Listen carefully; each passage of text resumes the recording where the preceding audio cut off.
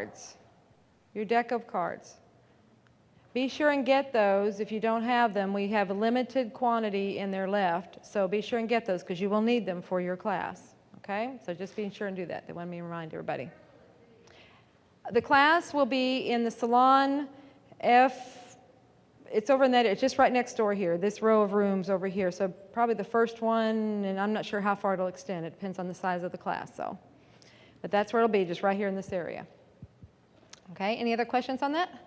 Starts at 10 o'clock. Okay, all right. Are you ready? That was all I wanted to say, and usually, the last time I tried to introduce her, I started crying, so she's probably really nervous about me doing this. Yeah. So, I mean, I'm sure you understand and that may have been part of my beginning, whatever, some of my first steps, but this is an interesting relationship. Would you agree?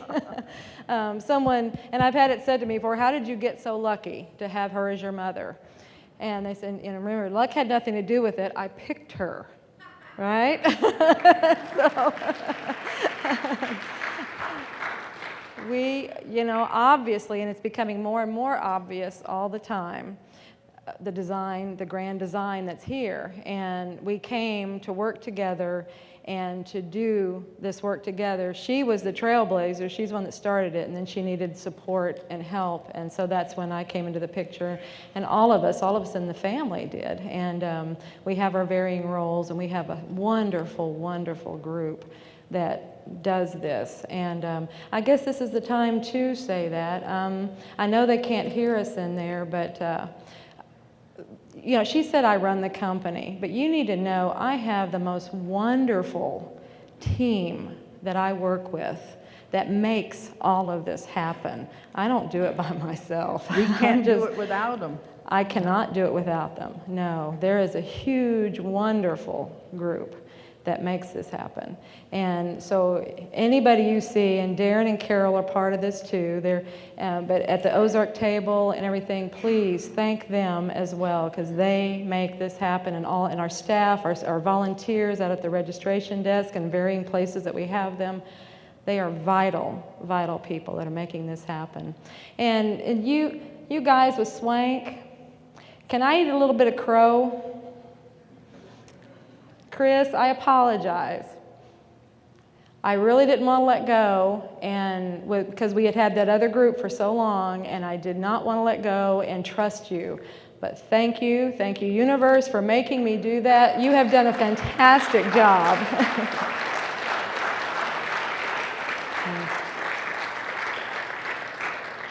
Okay, like I said, I picked her. And we've got big things to do. Ooh, and I'm feeling it right now. I am extremely proud of her, and that's the part that I usually cry. She is my mother. We have mother-daughter issues. That's mother-daughter. She may be the fantastic master that she is, but she's still my mother, okay? And I'm still her daughter. It's just that way. You're together 24/7. You know what that's like. Right. But I love her immensely, and I'm so very, very proud of her and what she has accomplished and what she continues to accomplish and where she is continuing to go and the impact that she is having on the world and everything that is happening. And that's, and she has no idea. That's the beauty of this. She doesn't realize just what she's doing. So that is why it's my honor to be in this place with you. And I would like to turn it over, before I do start crying, to my mother, Delores Cannon.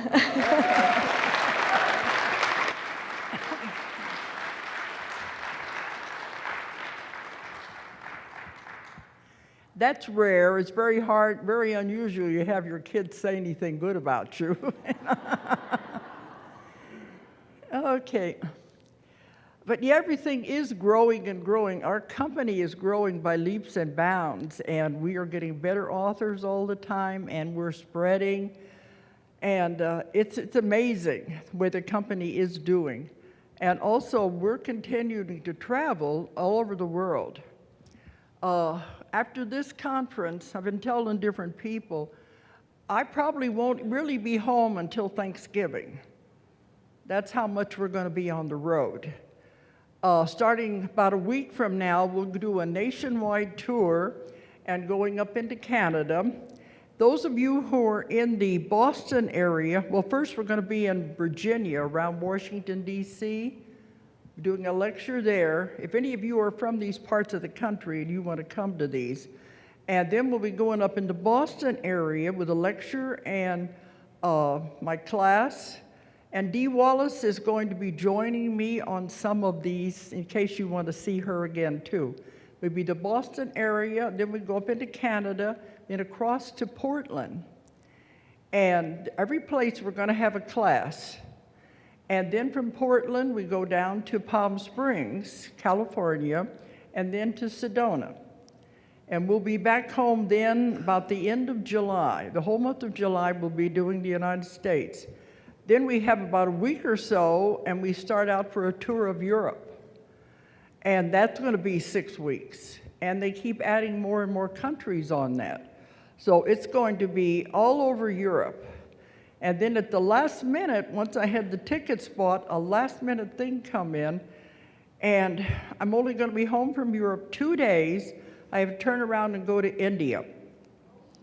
It's a massive, huge conference. It's very, very important conference in India. It's meeting of the spiritual scientists. And they said it is a big conference, and I'm going to be the keynote there, so it's that I got to do that. Even though I'm only going to have 2 days, that's hardly enough time to get over the jet lag from Europe before I turn around and go to India. Then I'm only going to have a week getting back from India, and we go to Singapore and then all over Australia. And we're not going to go to New Zealand this year because our friends are in Christchurch that put it together, and they had that massive earthquake that has destroyed Christchurch. So we said, we're not going to do that to you. So I'm skipping New Zealand. But we will be back home then Thanksgiving, and then that's the only time of the year I'm really home. Those holidays. And they were saying, why don't you come somewhere in January? I said, don't take my January away from me. I've got to have some downtime. So this is the way it's getting. It's constantly on the road. And we're booking already into 2012. More countries, more traveling. So it's reaching so many people. But this is what you do. You have to do this and get the word out. And they take care of me, and so they know it wouldn't put too much on my plate. But anyway, and I'm still writing more books, too. I write at night. So in addition to everything else I do, people don't have a clue what I do. They keep saying, what are you on anyway? My daughter calls me the ever-ready bunny, you know. But anyway, when you find what you're really supposed to be doing and you're on your path, everything goes smoothly and you're taken care of. And she said, we are reaching more people than we realize. Especially now we got the streaming going on. We're all over the world right now. That's amazing with the computer generation and the way the computer technology is set up. Okay, now I imagine everybody here knows me and knows what I do. I hope so, because I don't want to go into too much detail about my background. I want to get right to the chase of what this talks about. But I'm not a psychic. I do not channel. All of my 16 books have come from my experience in my work. I'm a hypnotherapist. I consider myself to be the investigator, the reporter, the researcher of lost knowledge, because everything that I've gotten has come through the people that I work with in my sessions. I have to put it together as a reporter. I do the research, organize it, and that's where the books come from. So it doesn't come from me, but it comes through all of the thousands and thousands of people that I work with. But I've been doing this now for over 40 years. And when I started out in the 60s, there was no New Age, there was no reincarnation. I mean, people didn't know these things. There was, but nobody knew about these things. They didn't know about reincarnation. They definitely didn't know about past lives. There were no metaphysics. There were no New Age stores. Some of the young people may have a hard time believing that, but there was a time when we weren't into any of that. So it was total ignorance, and that's when I got into it by accident. I was doing hypnosis over 40 years ago, and that's when it was only used for habits. Stop smoking, lose weight. That's how long ago I started. And stumbled into reincarnation by accident, if anything is ever an accident. If you read my books, 5 Lives Remembered, it tells the story of my beginning. And it's only taken 40 years for that book to come out. It was way, way ahead of its time. I tried for many, many years back then to get it published, and they said, "What are you talking about, past lives? We don't even know what you mean." So there were no stores, nothing, and I had all these rejects for so many years. I just said, "Oh, the heck with it, I'm moving on."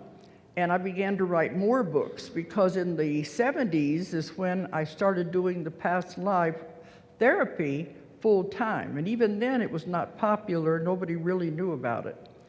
And I began to get information, and so I wrote books at that time. By the time the computers came along, I had 5 books that I'd written on the typewriter. But it took me 9 years to find my first publisher, because nobody knew anything about this, they didn't understand it. So my daughter says, the world is finally catching up with me, I guess, because I was doing it that long ago. But in the beginning, a lot of my work was history. That's the Jesus and the Essenes and those books, because that was all I was doing, was the past life regressions. But then along there somewhere, things began to change. And at first it was very subtle, but then I began to see I was having contact with a great and powerful force. And I didn't understand it in the beginning. But now, as this has developed over the last 30 years, I found a way to use this and to call it in, and now I use it in all of my sessions, and this is what I teach in my classes. We are communicating now with the greatest force there is, the source of all knowledge. You can't get any higher than that. That's what I use in my work, and they're the ones that give me the information that I write about, the source of all knowledge. This is also the part that does the instantaneous healings in my sessions. I don't heal, I don't do any of that. I am the facilitator, and they're the ones that do the work. And I just know how to talk to them, direct them through the client, and we get miracles every day in my office.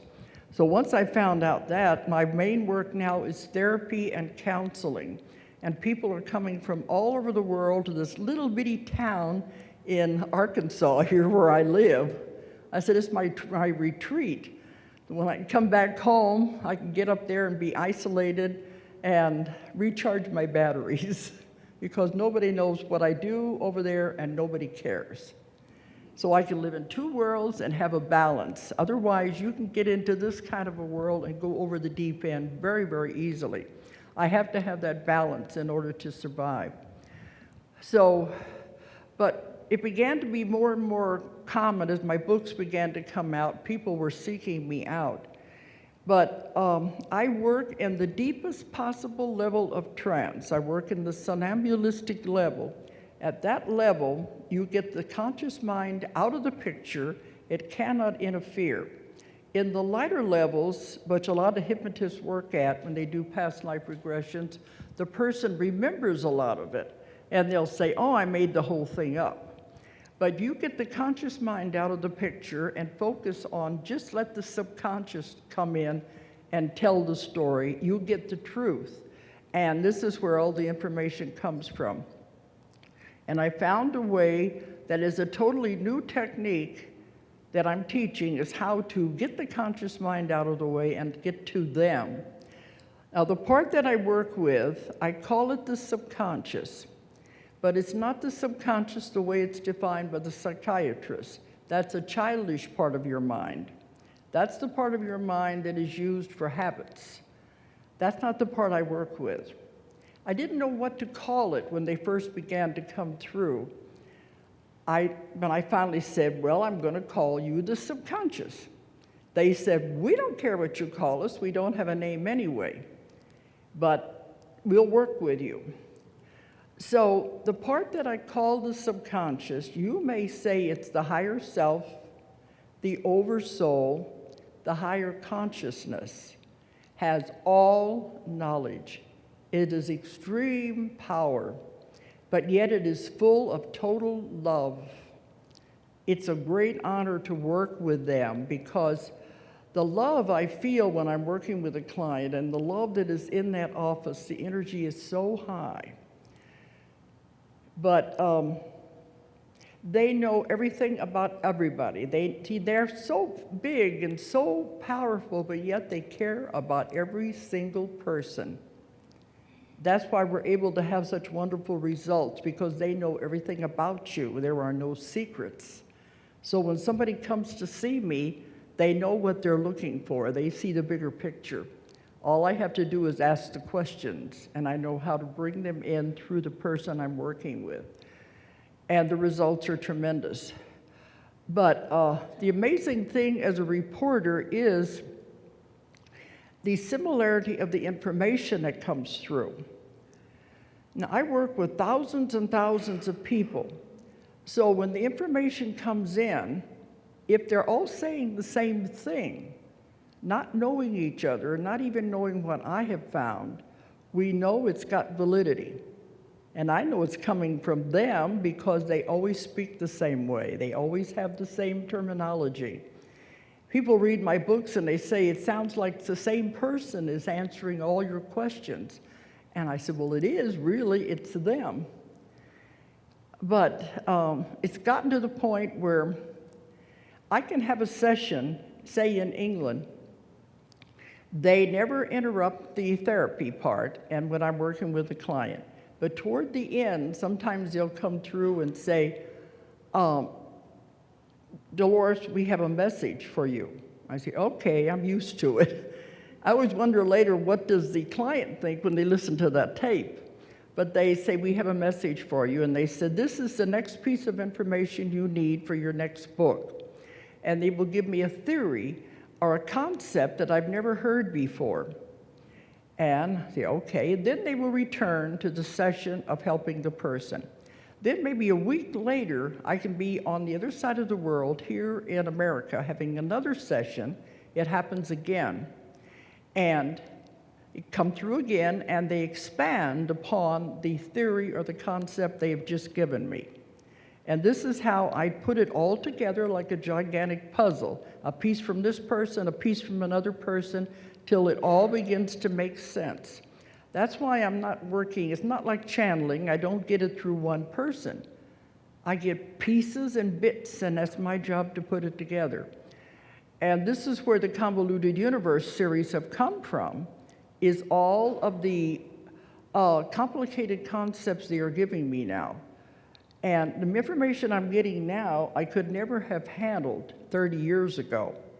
I wasn't prepared for it. But they know that. They know what you can handle. They never give you more than you can take, or they never give the client more than they can handle. So they give it to you in bits and pieces, like spoon feeding. So what I was getting 30 years ago was what I could handle at that time. They told me recently through another client, they said, he is where you were 20 years ago. He's not ready for these things yet. He said, you don't give a baby a 3-course meal.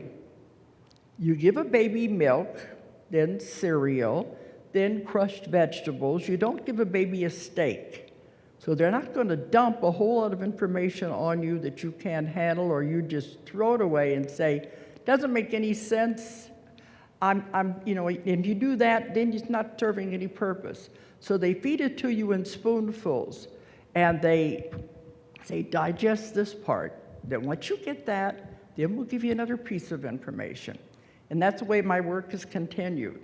Because in the beginning, when the concepts began to come through, I was thinking, I don't understand this. And they would help me to digest it and understand it, or I would have stopped right then. I kept saying, you're messing with my belief system. I got it all figured out. And then I got to looking at the thing they had shown me, and I said, if I don't at least look at it and examine it, I'm no better than the church that says, do what we say and don't ask any questions. So as I began to internalize it and try to understand it, then I would be given a little more and a little more. So now it's constant. They're constantly giving me more and more ideas and concepts. You read the Convoluted Universe series, you know what it's doing. It's an evolving thing. More and more information. At the end of Convoluted 3, I made a remark and said, well, now you've told me everything there is to know. There's nothing left to you to tell me. And they said, oh, no, there is more. And that's how we ended the book. And after that, I have more than enough because I've been working on 3 books. And the first one is the new one, The 3 Waves of Volunteers in the New Earth, because I've been lecturing on that. So we said, pull out all the information I have on that and put it into one book. And then there is Convoluted 4, and there are more concepts in that. And there's enough information, I'm trying to figure out where to put it, because I'm always working on more books. And it seems like every time you think you've got it all, there's a little more information. And they told me you will never, as long as you're in the human body, get it all. It's impossible for the human mind to understand it. All of your questions will never be answered because no human alive can handle it. That they said some information is as poison rather than medicine because you wouldn't be able to take it. So when I've had one student at one class one time said, but I want to know it all. They said, it is impossible, but I want it. I said, sorry. They said, it's not the brain, it's the mind. The mind has no concepts to handle what you're going to be given. Now, if you remember in Guy Needler's, see how complicated it was getting. So they think it's time now to begin stretching our minds and giving us a little more information that we can handle. So we're being fed more and more and more. And those of you who are into metaphysics are better able to understand these concepts than what they call the sleepwalkers out there. Ones that are walking in their sleep because they have no idea of what's going on and what it's really all about.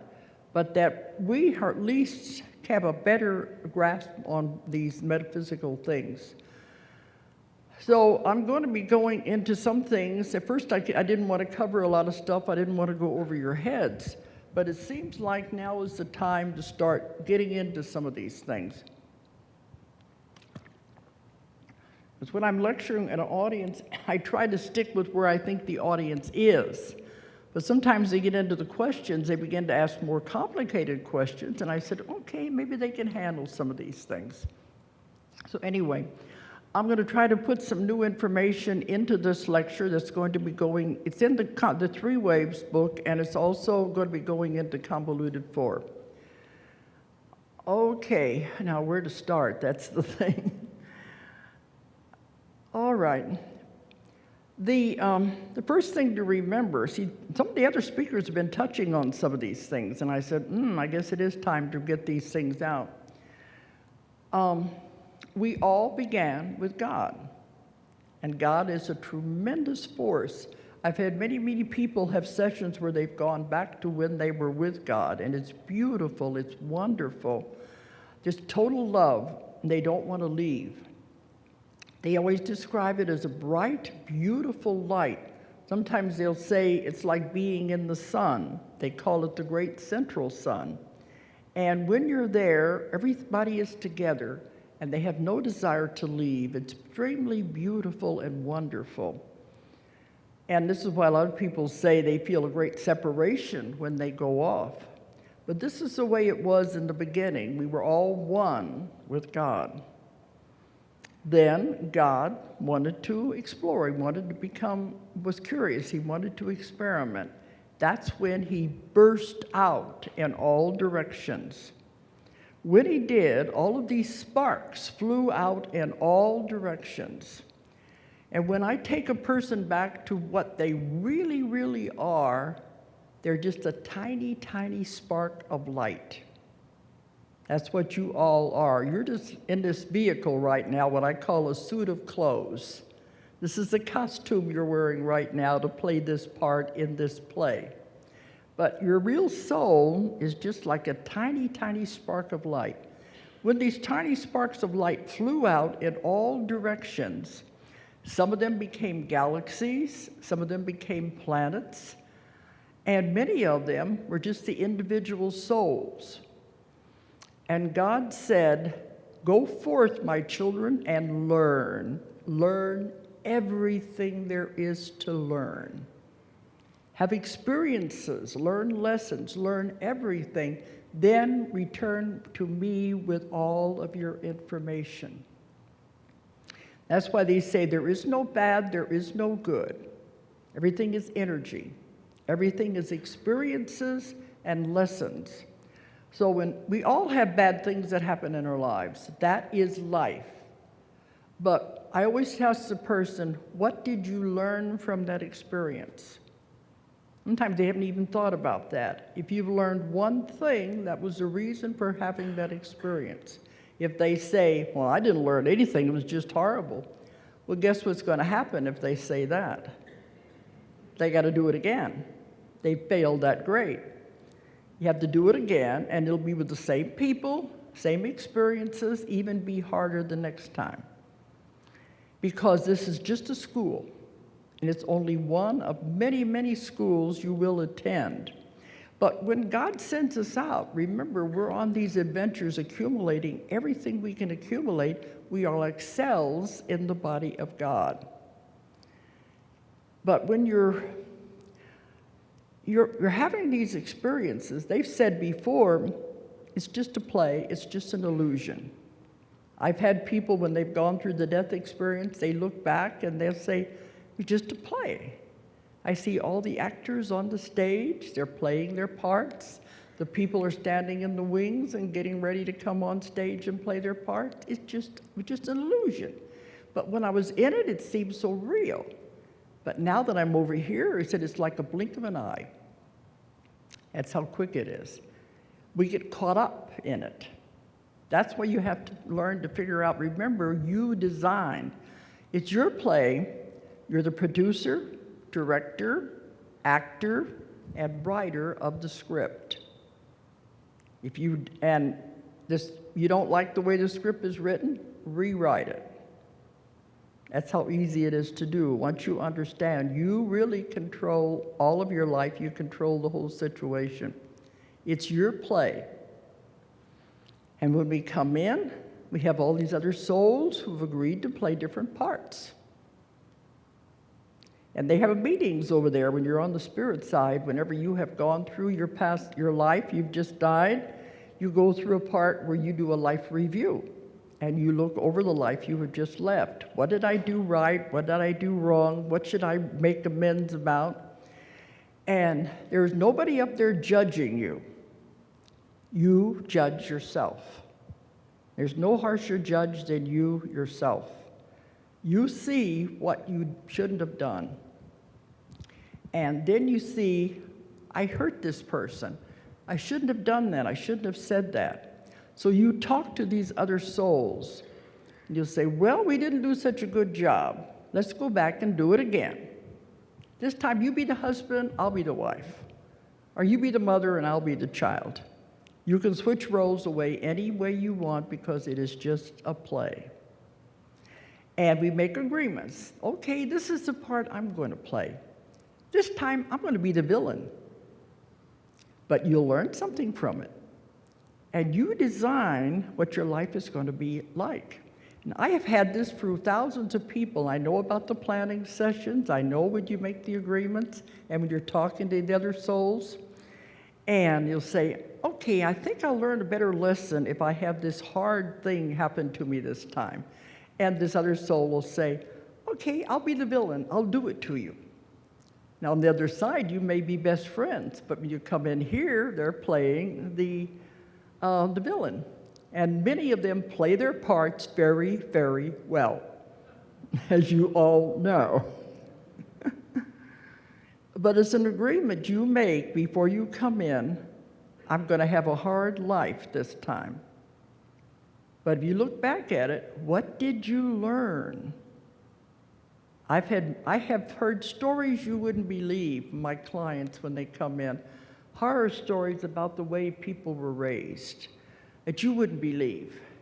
But when I have the session and I ask, why did they have to have such a tarred life? They'll say, they chose it. They set it up. And I said, why? And they said they had to learn to survive. They had to learn how to grow. They had to learn how to forgive. There was always a reason why. And it's very hard. Once they understand that, then they move on. If you don't, you have to repeat it again with the same people. And my clients say, I don't want that. I'm done. I don't want any more of that. I'm out of here. Well, then I said, you better get rid of the karma now. You better forgive them and release it, or you're going to have to come back and do it again. But this is a school you come to learn lessons. The lessons are hard. The hardest part is when you come in, you have your plan. This is what I hope to do. And this is all the contracts I've made with all these people of all the parts they're going to play. Then you come in, you forget it all. The veil comes down, and you can't remember anything. I had one woman going through the birth experience, and she said, I got to remember. And then she's born, and she said, I don't remember anymore. And I asked them one time, wouldn't it be easier if we knew why we were here, if we knew our connections with all of the other people in our lives? They said, no, if you knew, it wouldn't be a test. If you knew the answers, it wouldn't be a test. The ETs have said we are the only planet in the universe that forgets when we come in. The rest of them know their contracts, they know their connection with God. They are very close to Him. We forget because we chose to do that. This is, like my daughter said, the most challenging planet in the universe, the most challenging planet in the solar system. Because to come here, you really wanted to learn a lot. It's very, very difficult. You come to Earth to learn emotions and limitations. So you choose it for that reason. But what I've found is, well, when you're making your plan, see, Earth is not the only school. You have to take all the grades before you graduate and finally go back to God. Earth is not the only school. You have schools on other planets, other dimensions, and many of you have lived lives on other planets and other dimensions. I've had many, many sessions where they have told me about lives in other dimensions. And who knows, after you graduate from this school, maybe you decide, I'm going to go over here and live a life in this other galaxy. Different rules and regulations. So it's an ongoing thing. Earth is just a very, very difficult one. And I've had them, they've come from the source, the God, and they're busy creating planets, they're creating galaxies. Many of you have done the same things. You were co-creators. This is how powerful you are, and you forgot. You can create galaxies. I've had some of them when they created the oceans on the Earth. If you were powerful enough to do that, and now all of a sudden you forget your power, but they're having so much fun doing all of that. Living as a free-floating spirit, creating, and having fun like that. Then they're on the spirit side, and they'll say, you know, it's time now for you to go and start an Earth existence. And they'll say, I don't want to do that. This is much easier. I don't want to be stuck in a body. It's dense and it's heavy, it's yucky. I don't want to do that. And they said, well, it's time for you to start your school. And I've had some of them actually cry, I don't want to go. I don't want to go down there. I don't want to do those things. This is much more fun to be up here. But no, it's time. But you agreed to do it because, you know, it's part of your advancement. So, okay, once you sign the contract to start on the Earth School, you have to do it all. And believe me, it's not easy. This means you start with everything, as some of the other speakers were showing you. And I've had all this proven because I have many people go back to these lifetimes. I'm going to say it linearly, we do know everything is simultaneous now, but the only way I can put it into a concept I can understand is think linear. So, in the beginning, you have to be air, part of the atmosphere. All of these are lessons you have to learn before you can move to the next step. I've had people go back to whenever the Earth was in its volcanic stages, before any life was there. Volcanoes are erupting. The air is full of ammonia, and there's no life on Earth yet. They are part of the air. Their job is to help clean the ammonia out of the air. They have to do that before they can move on. And I've had many people do that when there were gases and different things, chemicals even, and even different things that I kept thinking, well, in the beginning, they're talking to me, they got a personality, but they don't have a body, they're just part of the air. In the beginning, it was startling, but now I hear it so much, I'm used to it. But after you do that, then you have to know, what is it like to be the dirt? What's it like to be a rock? I had one man who was a very successful businessman, went to where he was in the dirt. And he said, this is very interesting. I'm looking at all the little bugs and worms crawling around down here, and it's interesting being part of the dirt. And I have had many people be rocks. And they say when they're a rock, they said life is very slow. And see, when I get to the subconscious part, I always ask them, why did you show that life to the person? They'll say, well, they think they don't have freedom now. It's much better now than it was when they were a rock, because then they had to just sit there. Every time we have a session, the subconscious explains the meaning for the person's life. And so I've had them do all of that. Then they have the plant kingdom. You have to do that. You have to know what it's like to be a rose. What is it like to be an ear of corn? What is it like to be all these different plants? I've had people be flowers, and they said, it's beautiful, but it doesn't last very long. So I've had them go through all of these things. In some of my convoluted universe books, I have whole sections on people having lives as these different forms of life. And once you understand this, I think you can put ecology and the environment into a whole different way of looking at it. Because we're part of this. We have all been part of it. We need to take care of nature better if we know we're all part of us, different stages of development. So then you have to be animals, you have to be insects. I've had people be worms. I had a real interesting one that's going in convoluted 4 where the first man went back to a lifetime as an ant. And it was very fascinating to follow the life of an ant. And he had adventures and everything. Then he dies as the ant. He's taken to the other side. He's taken before the board where you do your life review.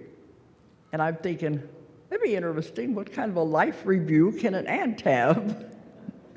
But Dave is saying, you did a good job. You learned about cooperation, about working together as a unit. Those are all very valuable traits.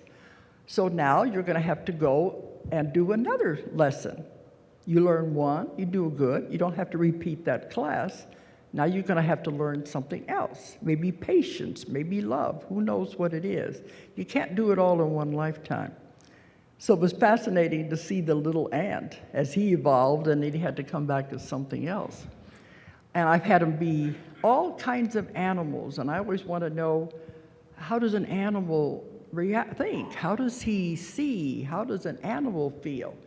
And it's amazing, that's my curiosity, it's amazing how you interpret things. And we're all one. We all have the same ambitions and goals and everything. It doesn't make any difference. It's all life. Everything is alive. But then after you get through being an animal, then an animal is a group soul. And you have to be able to separate from the group soul so you can become a human being. And to do that, you have to give the animal, give it an individuality and a personality. This is why they say when you take a pet into your home or you give an animal special attention, love is the answer to everything.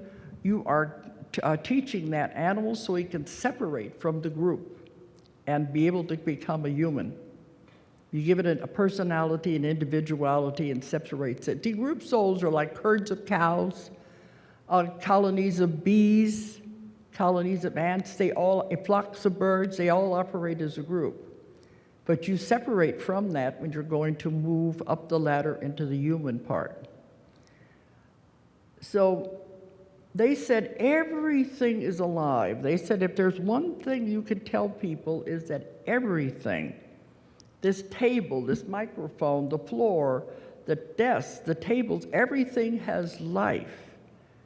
Everything is vibrating at different frequencies, but it is all alive. It all has consciousness. I know a lot of you probably talk to your cars, don't you? You give them names, you give it a personality.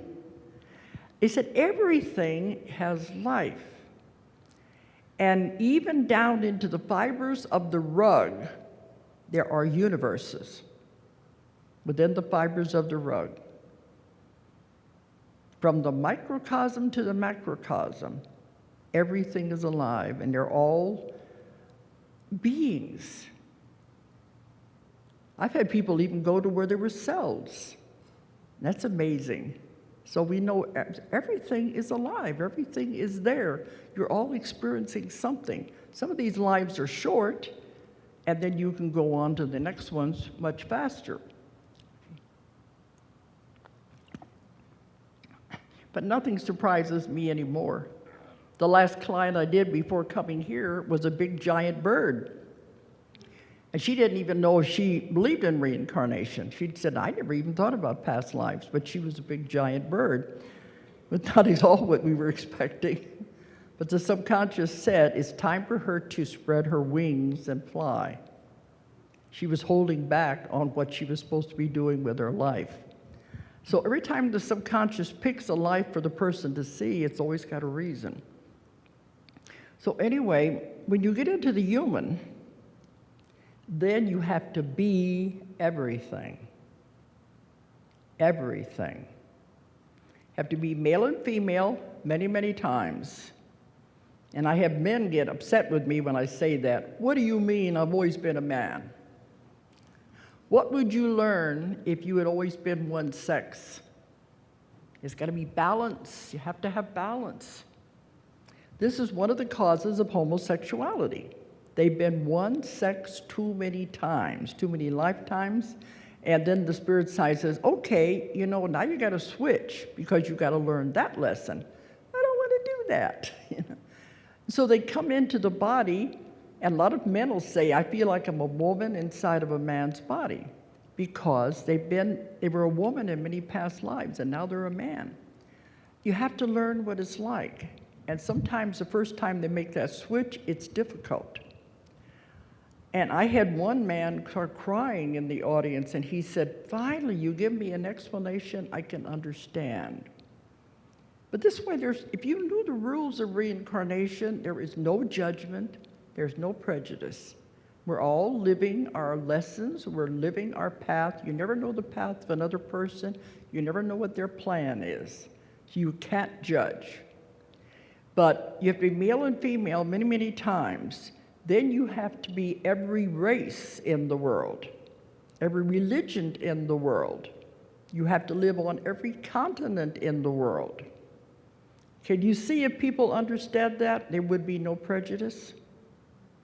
If you're prejudiced against anybody, race or religion, guess what's going to happen? Next time you come back, you have to be the very thing that you've been prejudiced about. It's a very orderly system. This is the way karma works. It's all balanced. And I proved this through many, many clients. how it happens. If you start not realizing this, you look at everybody as we're all the same. We're all on the same path, trying to learn our lessons, trying to make the advancement. You don't judge them anymore. If they're negative, they're just using the energy in the wrong way. Maybe next time they'll understand, and they have to come back and do it again anyway. But anyway, then you have to be rich and poor. Sometimes being rich is not a blessing, it's a curse. You have to be everything there is to be. You have to be on every side of every coin to know what everything is like. I had a woman about a week ago, this is going to go in the new book, who, in one of her first lives, she was killed in a war as an innocent bystander. And the whole village was wiped out. And whenever she died, she's looking back on it, and she says, I said, well, the main thing I want to know, was she angry? Because when you're angry, you're carrying karma forward. She said, no, I'm looking at those men, and I feel sorry for them. And so there was a whole group that had decided to come in together. Anyway, they're all standing on the other side talking, and they said, now, wasn't that interesting? They've all just been slaughtered. Now, wasn't that an interesting life? What are we going to do next? Well, her next time, when she went before the board, they said, all right, now you've got to understand, we'll have you come back the next time as the warrior. So you can understand what it's like to have to kill, do what somebody tells you to do, without being able to get out of it. So she can understand both ways, the victim and the murderer. And it makes perfect sense when they're into that. And this is where I ask lots and lots of questions, because I want to understand all of these things. But then you move on to something else. You learn one lesson, then you go on to another lesson and learn that and move on and on and on. Until finally you get to the point where you don't really have a lot you have to keep coming back for. Because I've had them before the board, and they said, well, they're showing me 4 lives. I can pick what I want to do next time. And I don't want to be a man. I think I want to be a woman.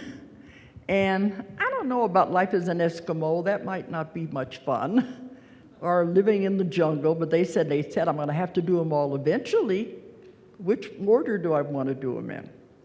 And they'll pick the one they want to come back as next. And they want to save the hard ones and split it off as long as they could. But are you following me all of this? This is what all of you have gone through. We make the plan. We're going to come into Earth School. This is all part of it. So anyway, you keep doing this until finally, maybe you've learned all your lessons and you can graduate. Then you go back to God. It's a recycling thing. And see, I lost the thought there. When I lose a thought, it always comes back. But, oh well, it'll come back in a minute. Anyway, the whole program, oh, I hate that when I lose a thought, but it'll come back, okay.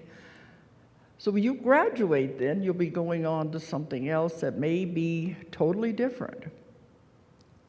And I tell people, once you figure out what it is, in your own life, you repeat the same lessons again and again. I have clients who draw the same kind of a man into their life again and again and again. When are you going to learn that lesson and move on? Because that's the way it works, again and again, the same circumstances, same type of people. And what means you're failing that grade in school, you have to keep doing it again and again until you get it right. Then you can move on. The next lesson may or may not be better. It may be worse, but at least it'll be different. You get out of that rut. Some people have been in a pattern of making the same mistakes for many, many lifetimes until they finally realize it, and then they can move on. So this is the way you sign up for whenever you come into the Earth School, and you're all in it right now.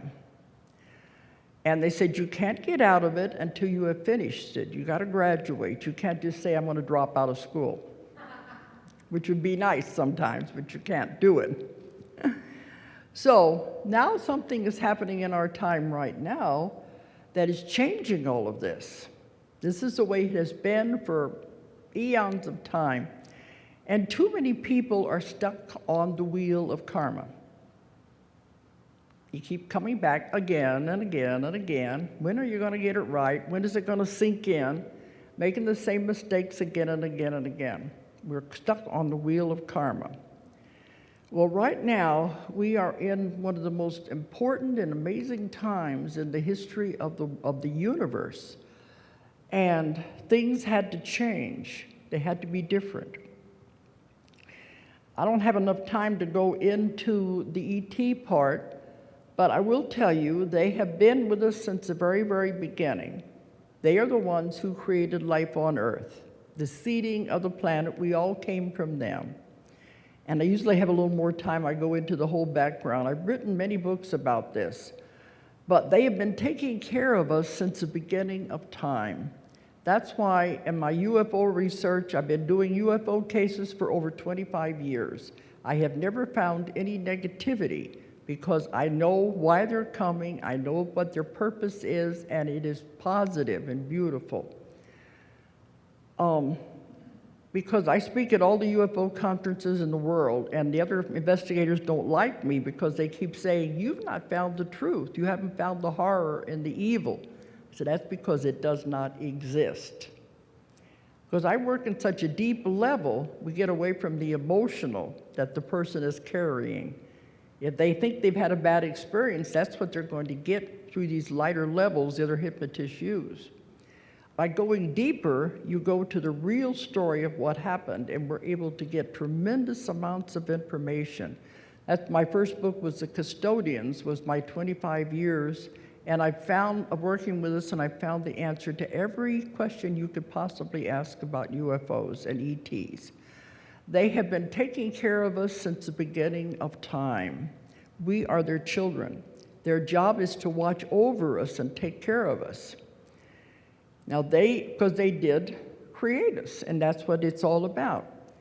I don't have a lot of time to go into, in the new book, I'm going to go into more about the UFOs from a different perspective, because it's not, a lot of this stuff is not at all what you think it is. I am constantly finding out more and more information, and it's growing and evolving.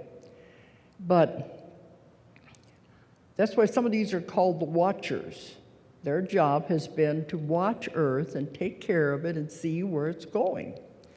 Now, when life on Earth was created, they said, let's give this beautiful planet a creature with intelligence and free will and see what he does with it.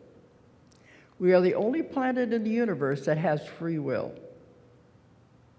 And I've had people go to past lives when they were on other planets and other universes where they didn't have free will. And it was not happy. They were not a good life at all. They could hardly wait to get out of that life. But this one, free will, is very, very important. And they said, let's give them free will and see what they're going to do with it. Then they came up with another directive. This is the Star Trek directive, and it's not fiction, it is real. Okay, we give them free will, they can do anything they want, and we cannot interfere. We cannot interfere with the development of a civilization. We got to let them do what they're going to do and just see how they do it. And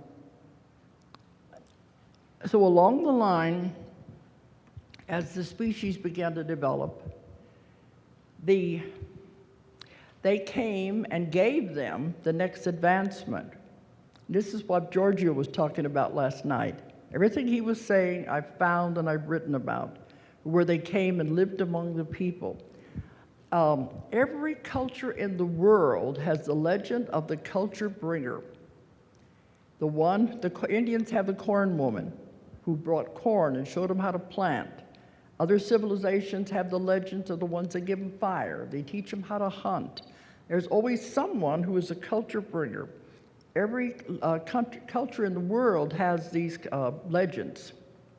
And in all of them, the culture bringer always comes from the sky or from across the sea to live among them, to teach them the next advancements. And because they could live as long as they want to, they have conquered disease, they don't die until they're ready to die, they lived among these people for so long that they began being treated as gods, just like Giorgio said, because they didn't understand anything different. And I've had people who were these so-called gods, and they were living among these developing civilizations, and they say, why do they treat us like gods? We're not, we're just beings. This is just our job. So they were doing this. They were giving him the next development that they needed at the time. And then they have to stand back and watch and see what they're going to do with it. And I said, okay, but isn't that interference if you go in and show them how to do these things instead of being the observer? They said, no, we give it to them as a gift one time.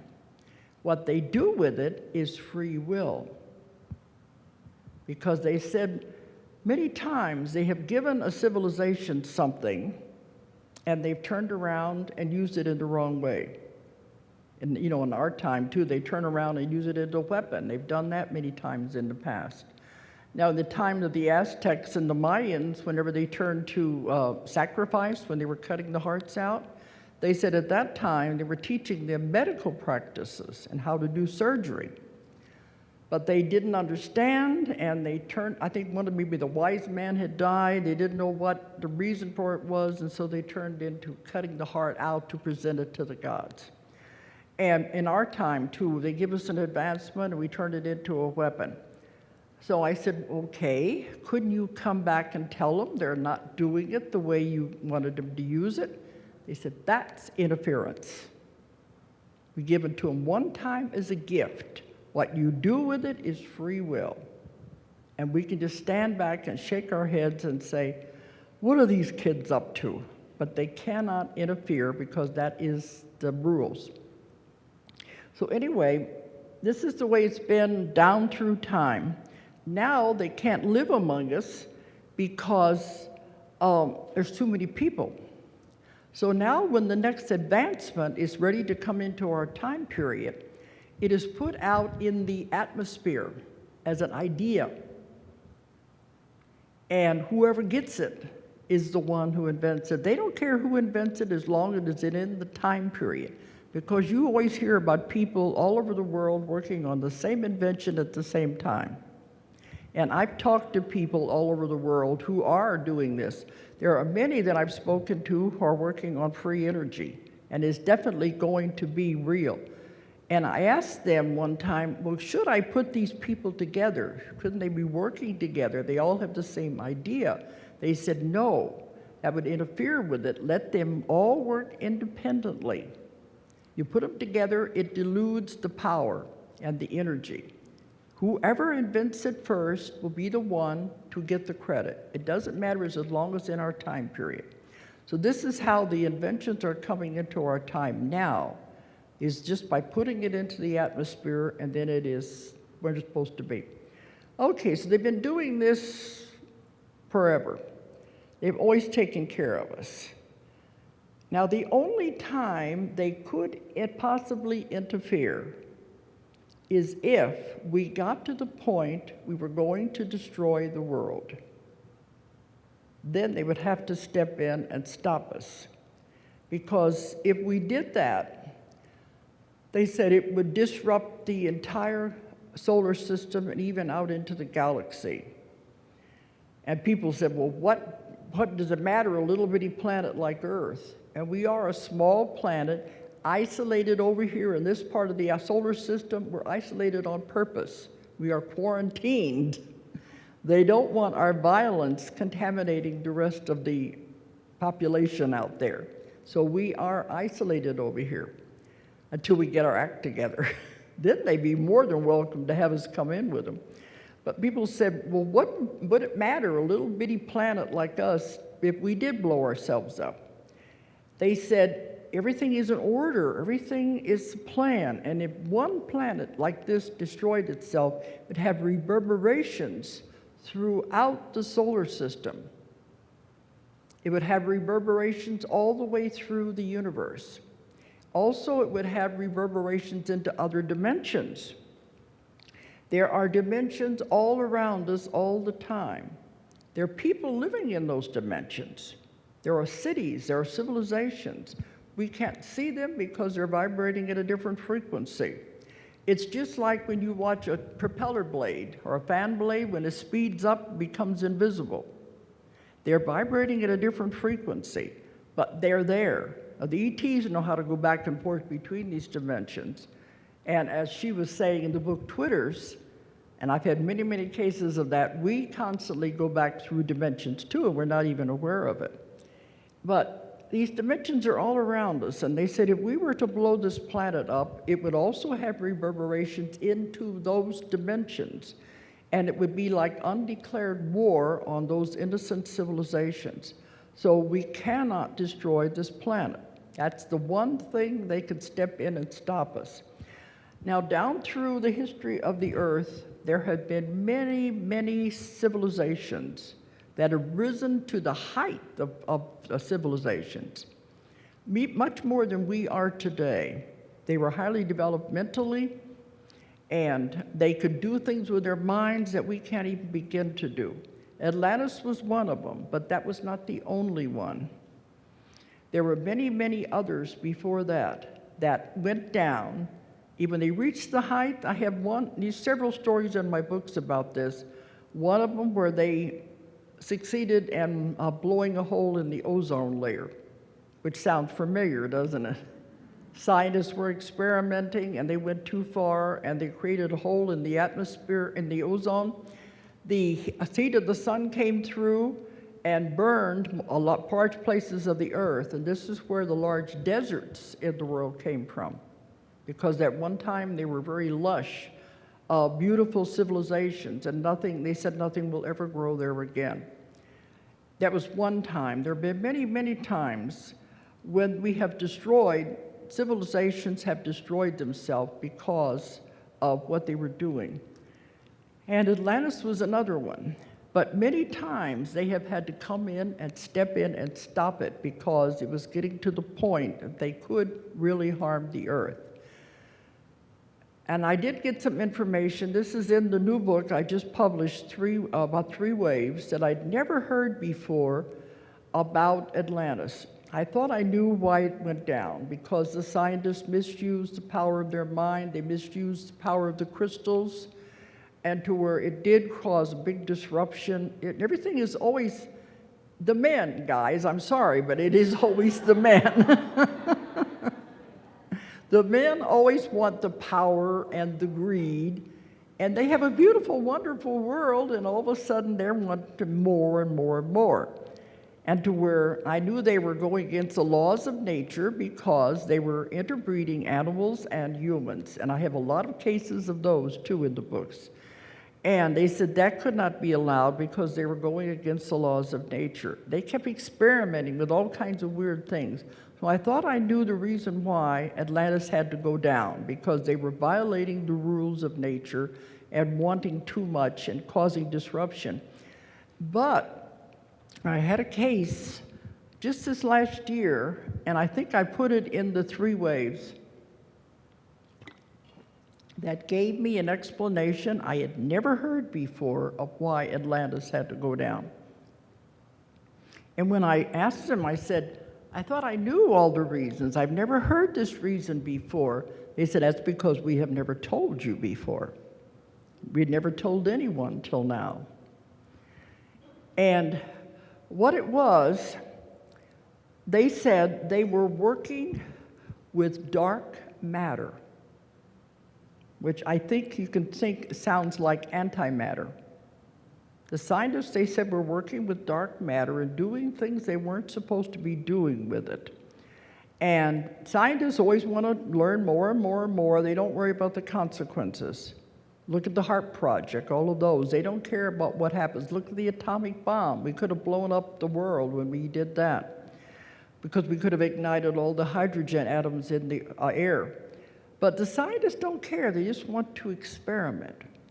So this case, they said they were working on dark matter, And I said, what were they doing? They said they were trying to create their own universes, their own wormholes. Now, what does that sound like? Those of you who know, you know what's going on right now, don't you? The collider experiments. You heard of those, haven't you? The collider experiments. Okay, I write about it in the book. If you look it up on the internet, you'll see it. It was going on this last year. These scientists were trying to create a wormhole, trying to create a new universe. And they have built this huge machine. They said it is the most powerful machine in the history of the world to shoot atoms and things at each other. And the explosion, they said, they're hoping, create a new universe and create a wormhole. And this is why they're always saying, we want you to know these things because you're repeating the same mistakes now.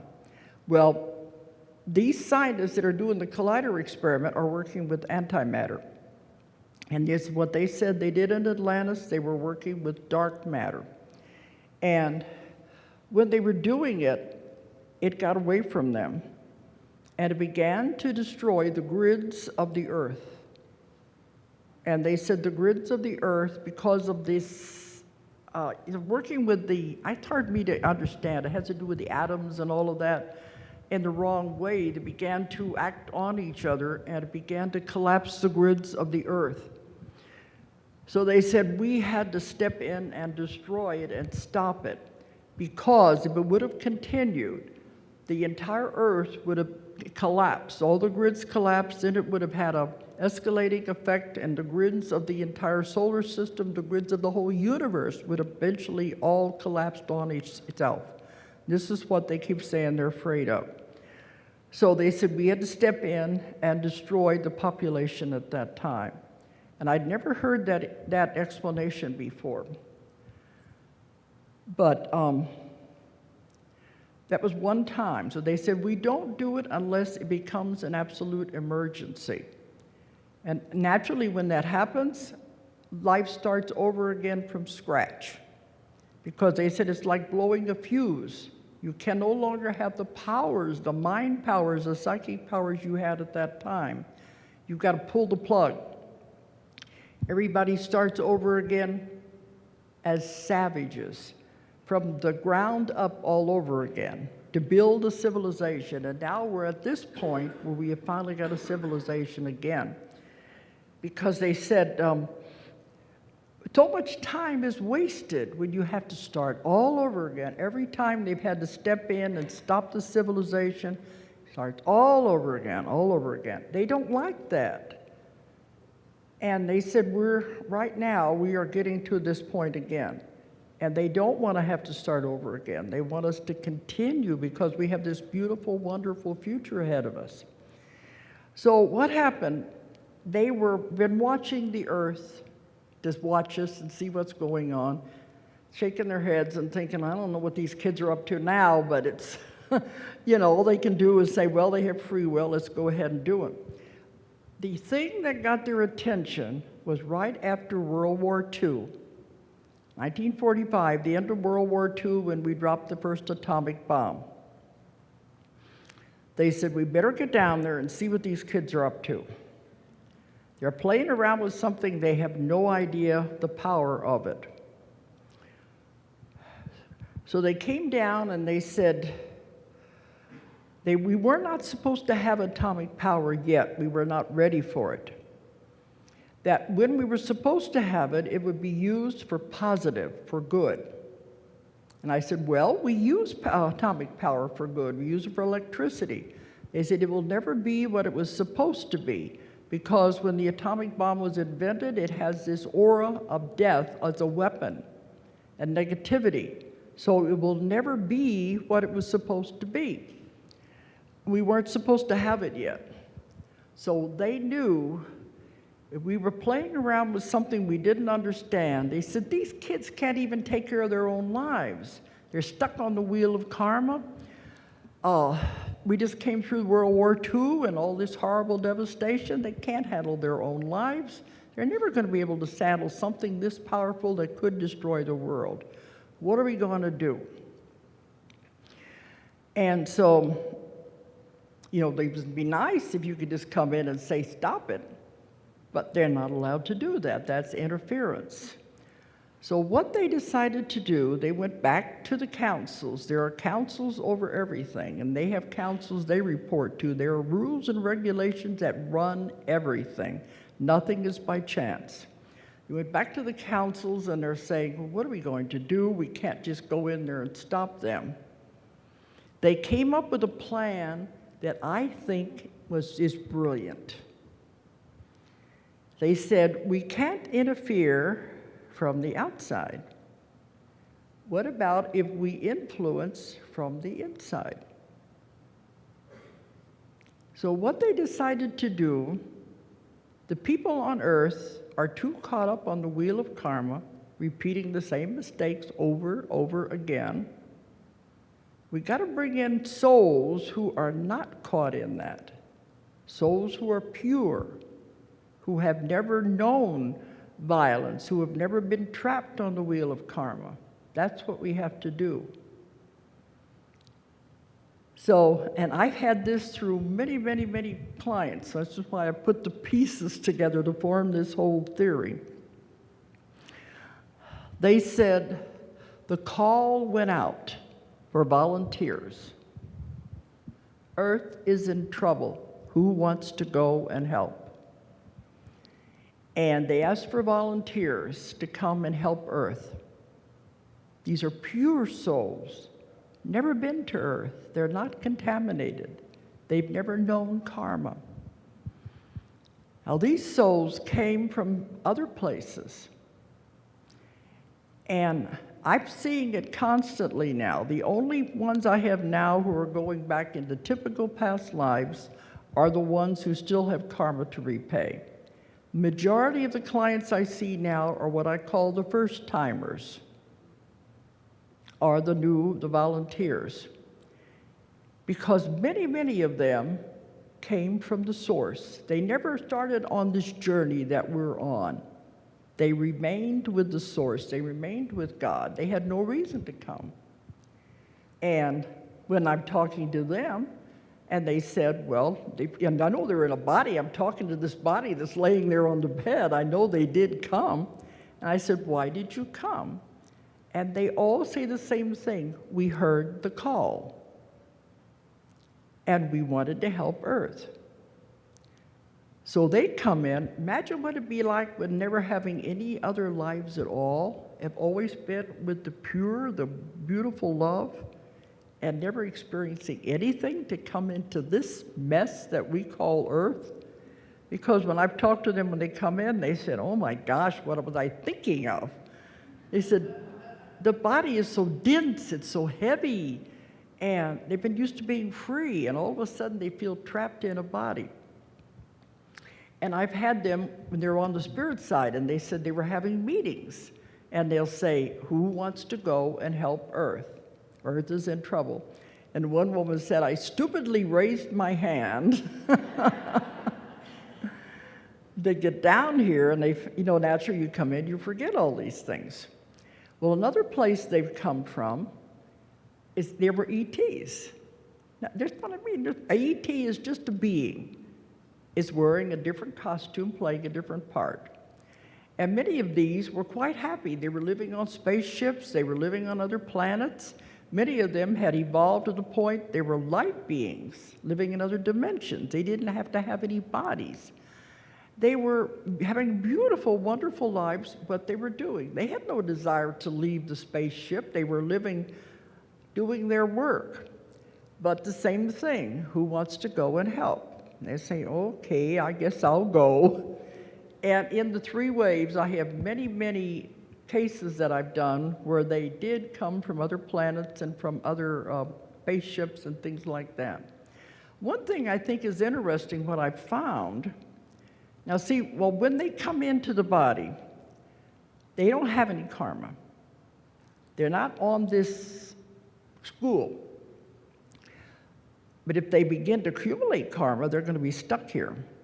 So many of them come in with a sheath or a covering over their bodies, their souls, so they will not accumulate karma.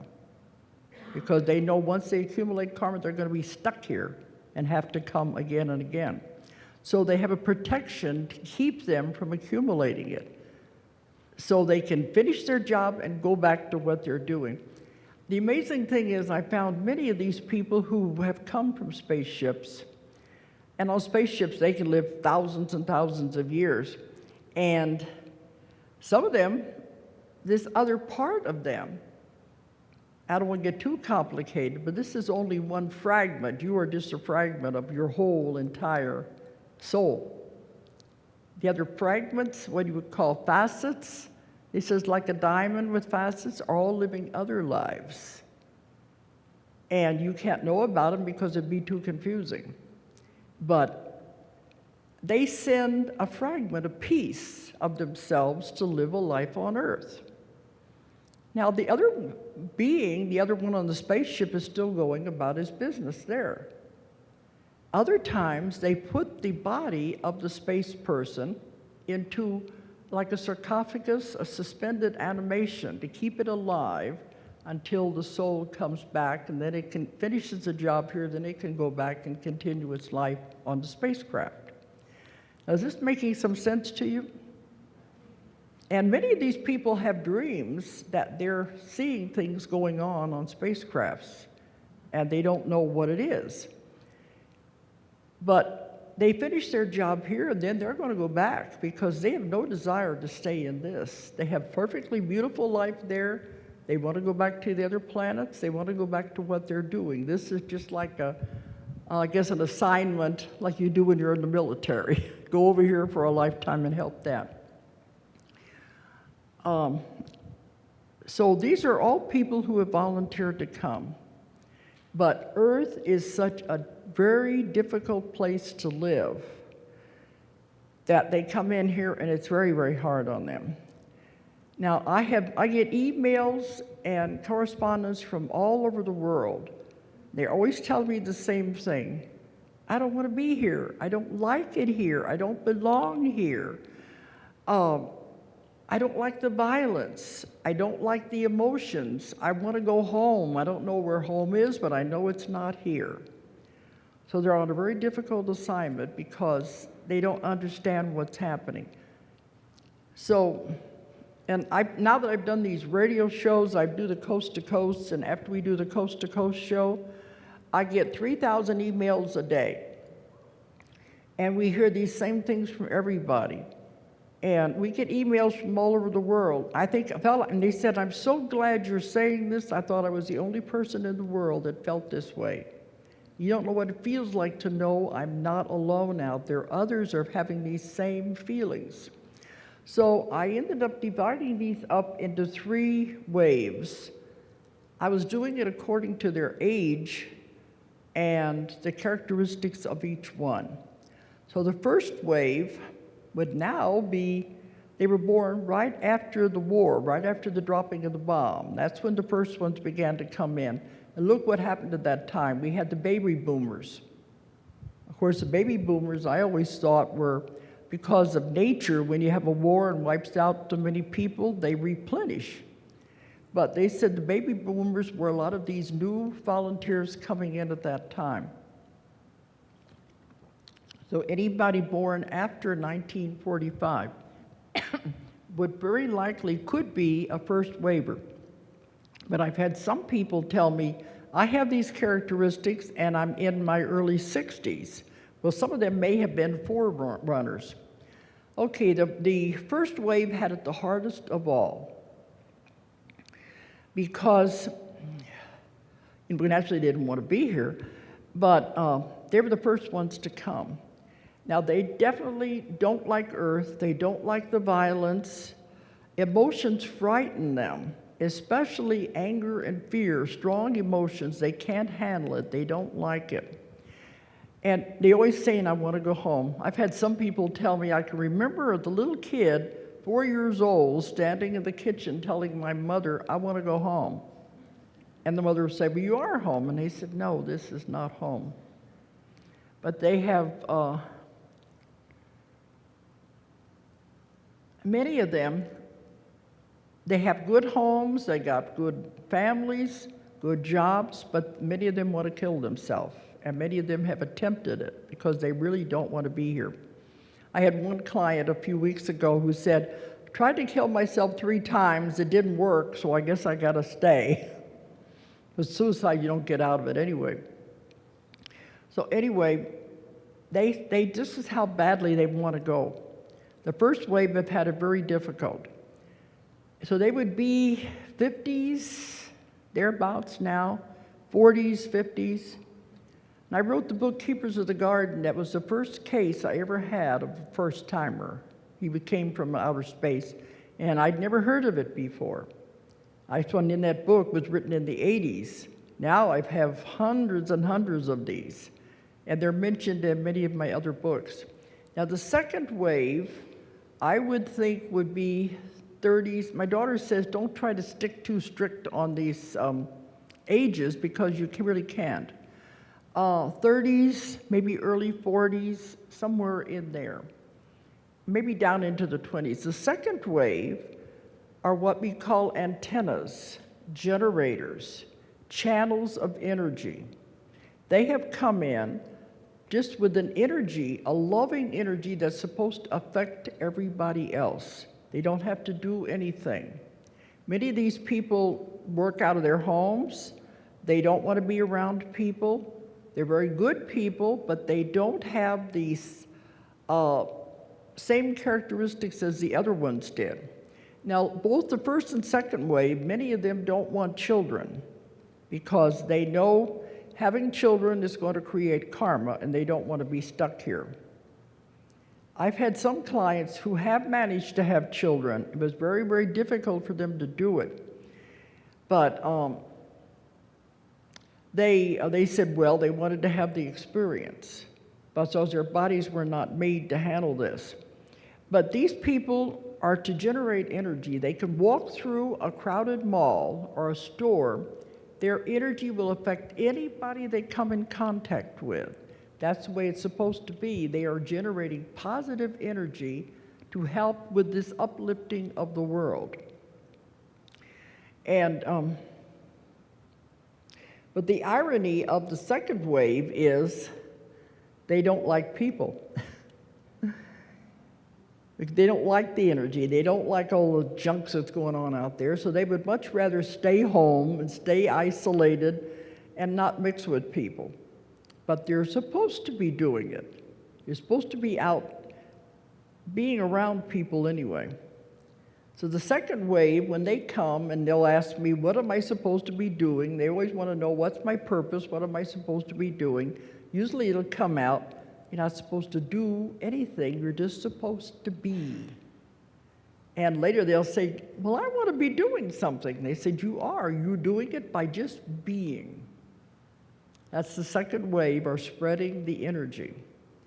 The third wave, of course, are the children. The ones that Cinnamon were talking about. These are the hope of the world, the new generation that are coming in. Now, the DNA is being changed in everyone. It has to be in order to go into the new earth.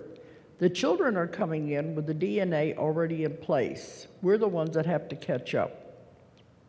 I find that I'm trying to watch the clock because I'm going to try to get a whole bunch in here as quick as I can anyway.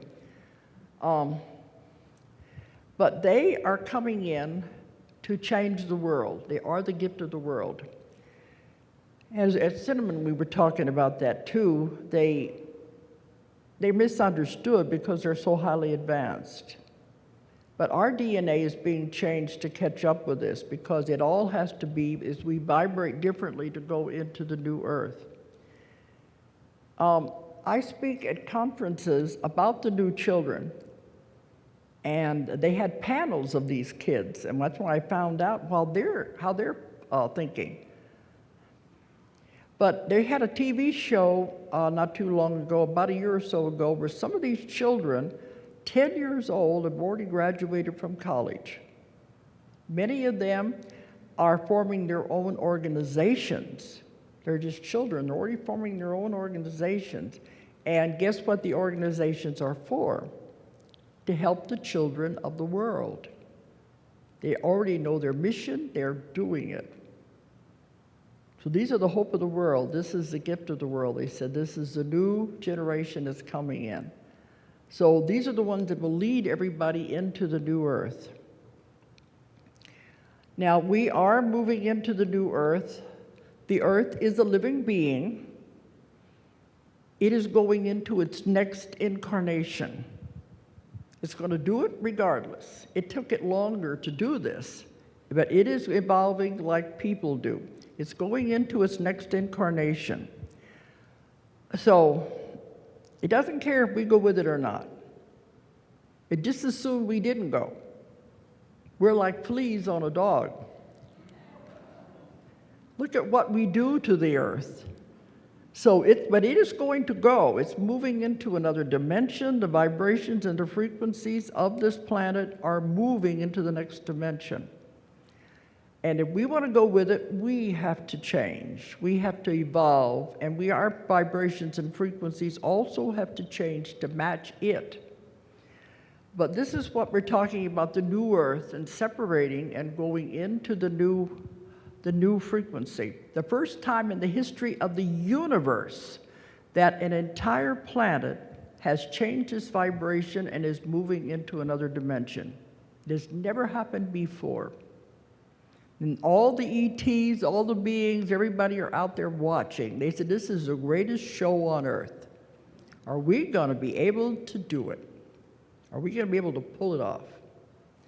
It started about 2003, and we're at the height of it right now. People keep saying, when is it going to happen? When is it going to happen? You're in the middle of it now. And those of you who are aware of it know things are changing. You know the vibrations are different. Time is speeding up. You know something is going on. If you're in the middle of this, you know it's happening. Julie, okay, come on up here, because she likes to help me with this part of this anyway, and I'm trying to get all this in. There's a lot to cover. But if we're going to go with it, now there's the old earth and the new earth. It's moving into a whole nother dimension. If we're going to go with it, our vibrations and frequencies also have to change.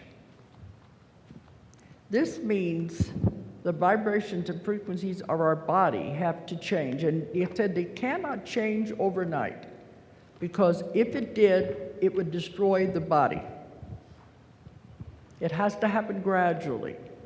So since 2003, our bodies have been changing. The frequencies and vibrations are speeding up in our own bodies as this moves. I just think of some other things I should have said back then, but you always think of things you should have said after the fact. Okay. You may be noticing changes in your body, and it's getting more frequent now. I think it keeps getting different all the time.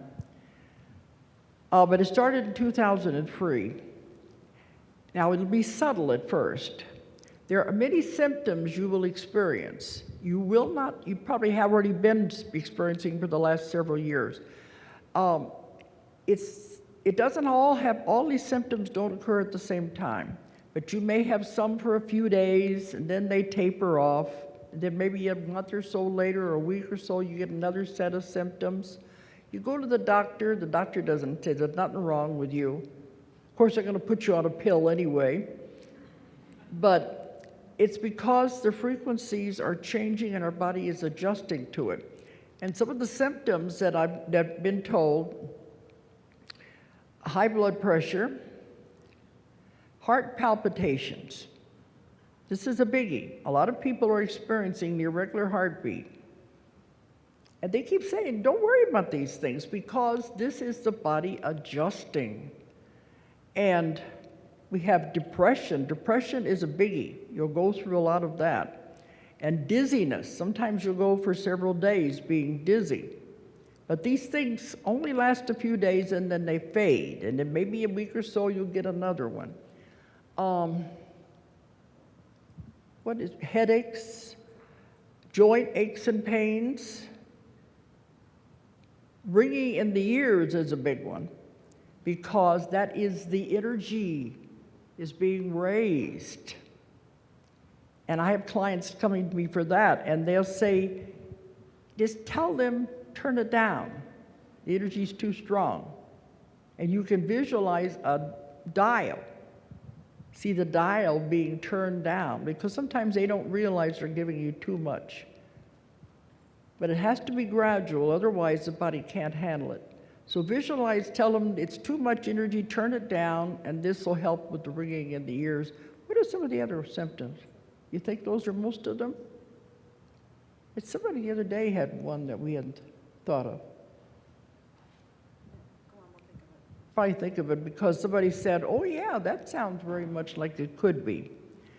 But if you just go with it, go with the flow, don't get too upset and excited, it'll pass as the body adjusts to it. Older people are having more problems adjusting than the younger ones. The younger ones are coming in, they're already set.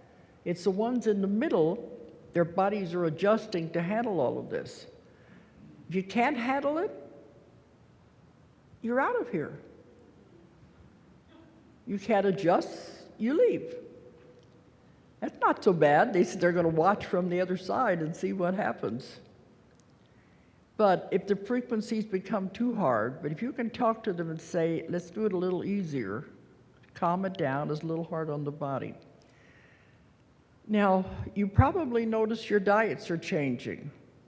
Are you noticing your diets are changing? Because in order for us to do this, the body has to become lighter. So you have to get away from heavy meats, especially beef and pork. This holds you down to the earth.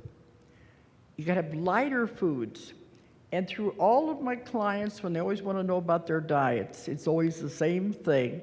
They tell them the best diet, the best food to eat is live foods. Live foods mean fresh fruits and vegetables.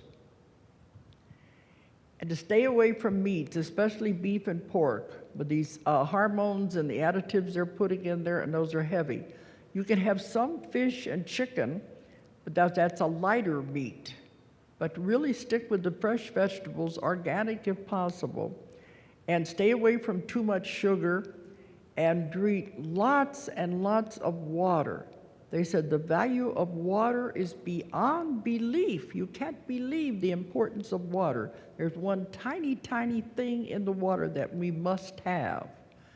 So stay away from the sweet drinks. They got me off of Pepsi a long time ago. It's all I ever used to drink was Pepsi.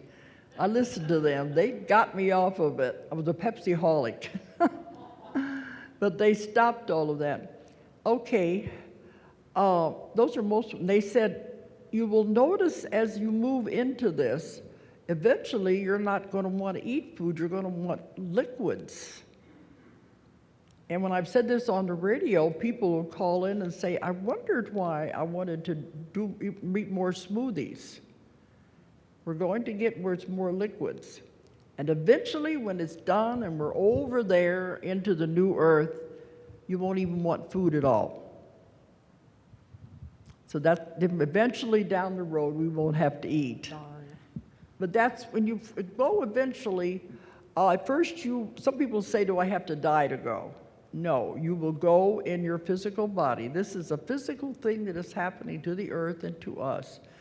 And in the beginning, you take your physical body, and after, I don't know how long it'll be when we're over there, you will turn into a being of light. You won't need anything. But the new earth is so beautiful and so wonderful. Now the old earth, we're leaving. It's a separating of the two. The old earth is where the negativity is. That's where all of the wars, all of the hurricanes, all of the earthquakes, all these things, the catastrophes are being left with the old earth. Those that are into too much negativity stay with the old earth. They can't change their vibration fast enough to go. It has to be a gradual thing. So they stay with the old earth. They said they've stayed with what they have created because that's their karma. They have to stay with that. Eventually when they die, they will go somewhere where they are still karma to be repaid. They say, don't worry about it. Eventually they're all going to get there anyway. But it's a separating. This is what's in the Bible, in the book of Revelations, when they talk about the new heaven and the new earth. And those, they're taken, those are left behind. This is what they're talking about. But when St. John had the vision on the Isle of Pathos, he didn't realize it was going to be thousands of years before it happened. But, well, we've had a lot of discussion about all of this because, you know, when we get into so many weird things, at least we can talk to each other about this. Because, let me see. I forgot what I was going to say right there. Anyway. Huh?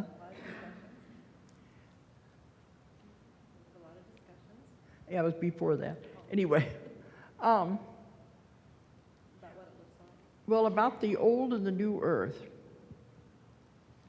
Oh, because I asked them so many questions about this, and they said, we can't answer all of your questions because we don't know what's going to happen. This has never happened in the history of a planet before. Oh, let me bring about 2012 while I'm thinking about it.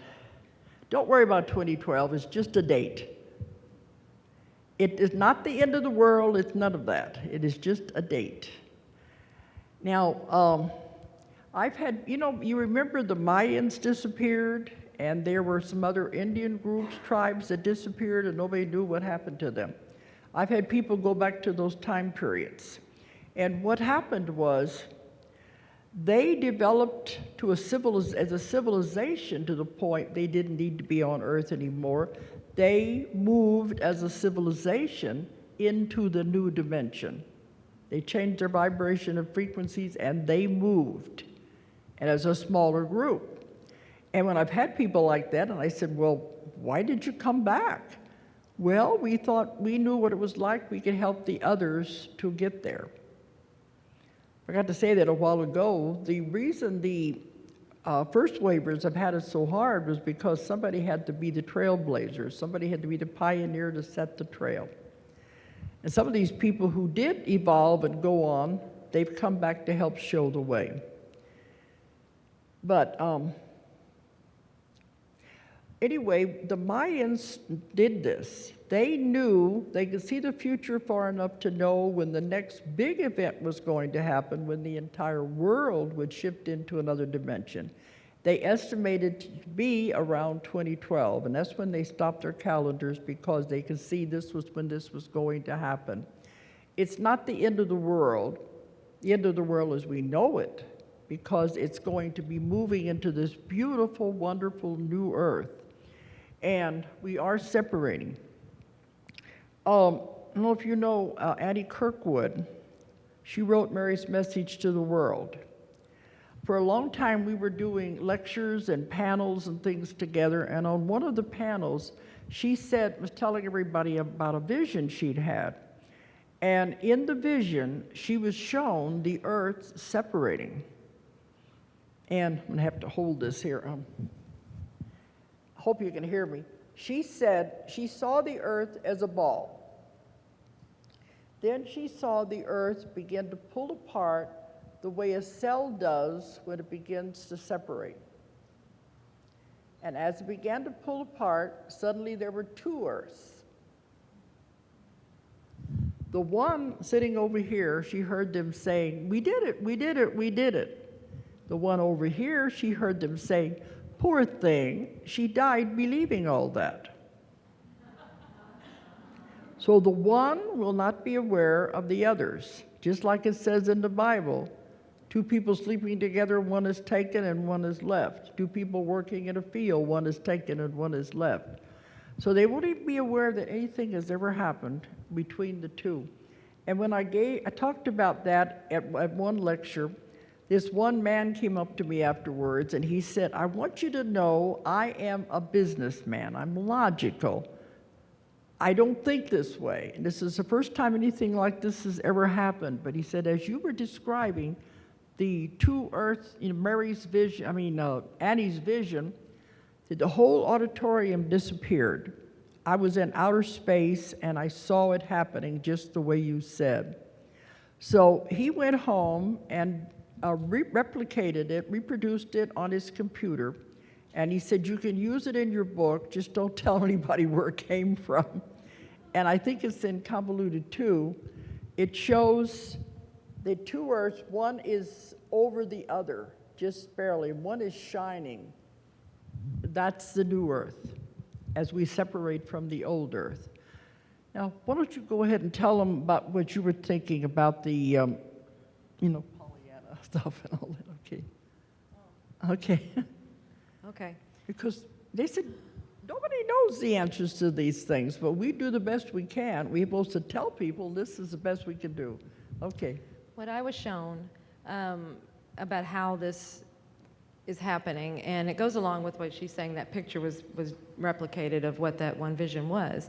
And I got a visual one day, and it happened with a very simple choice that I made, and it all comes down to choices. So, but first I want to, yeah, that would be right.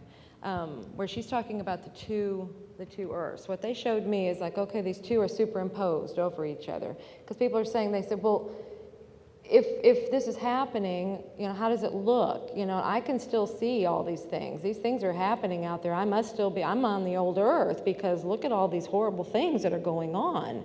And that's, so what, nothing's happening. And if you look at it, see, the two are superimposed over each other right now. That's why you can still see. You're actually in the new Earth now, okay? Just stay with that. They keep saying, when is it going to happen? You're already happening. There. You're already there. It's just that sitting here with the old Earth and superimposed over the other one, so you can still see what's going on the old Earth, all right? Now, and when you see those things, you have to ask yourself, because you're saying that's what's happening. It's in the world. It's on the news. But is it really happening to you? Is it really in your world? Okay? That's the distinction. Is it really your world? Now, it can be. You can make it your world. You can get emotionally involved in it. You can watch the news and get all caught up in that and make it your world. And what you just did is you jumped from here to here when you did that. Okay? It's so easy right now to jump from one world to the other because they're sitting on top of each other. Now, as you make choices, and that's a huge part of this, is the choices. As you make choices of what you want to think, what you want to do, didn't you hear? That sounds familiar, doesn't it? What you want, that moves you to this one. And every time you make a choice, you move, okay? And they start moving this way. And that's how they start separating. Another visual I was given was, it's like if you just take what I just showed you and let's turn it sideways. And you have over here what represents, it was showing it as red, deep red to me. And it was like all the intense emotions, heavy, intense, negativity. Well, just emotions. It's just heavy. Okay, and it was going to over here, which what I can only assume would be the new Earth, was light and breezy, and it was like this light blue, and it was just ease and joy and peace, like that. Okay, and it was all these places in between. So it's not just a bam bam. It's and every time you make a choice, you're see what's happening here? Okay, and you make a choice to move in this direction. Oh, that feels good. Oh, I like that. Oh, that's nice because you're moving in this direction. You make another choice and it might move you back this way. It's like, ooh. Oh, I get caught in the drama. Oh, it's whatever. It's like, oh, that doesn't feel so good. Oh, okay, let's make choices in this direction. So gradually you start making choices. It's all about your choices, and you're just moving.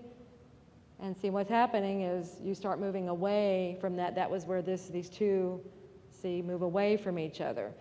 That's how it happens. Now, the first time, like I was saying, what she was saying, the Pollyanna, when they first showed me, it was something simple I had made a choice on.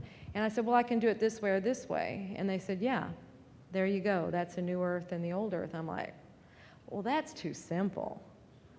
That is too simple. I said, because that's still happening, you know, it's still over here. I can see it. And they said, yeah, if you want it to be. If you want that to be your world. And I was like, well, that's Pollyanna. It's on the news. It's on the news. It's real. If you want it to be. That's how simple this is. It's your choice whether that's what you want to be your world. It's your thoughts that create your world. So You create your own reality. Exactly. Everything in your life you put there. Yes. So you are the one that chooses which world and how your world will look and where you will be by your choices.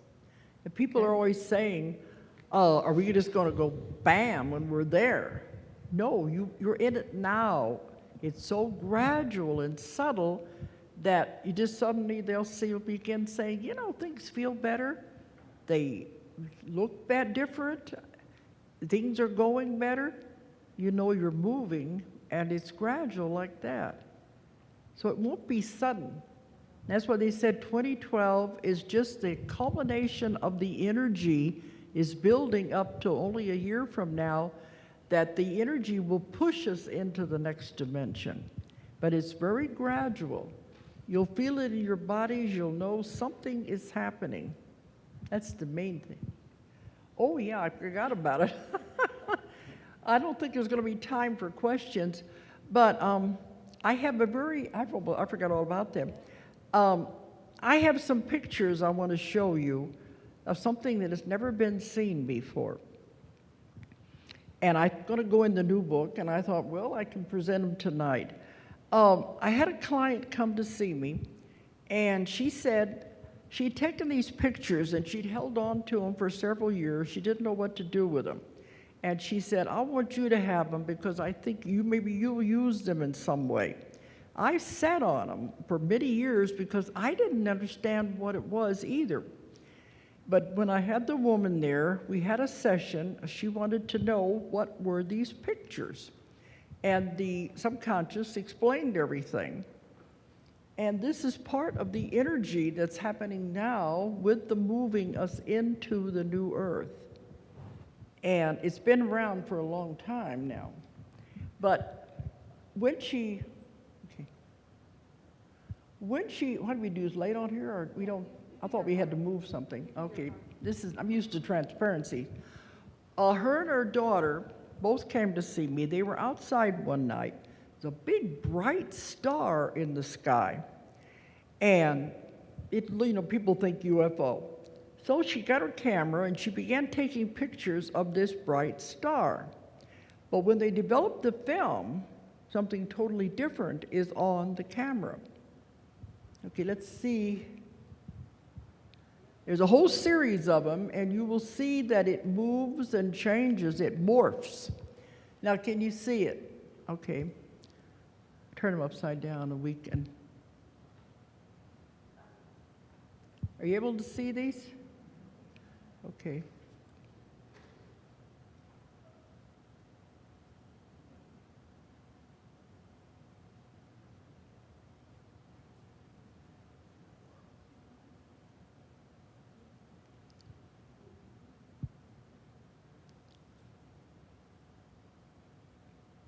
They didn't see any of this until they had the film developed.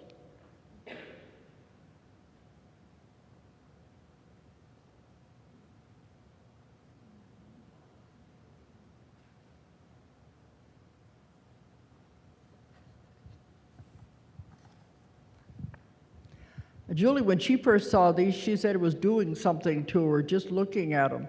Are you feeling anything?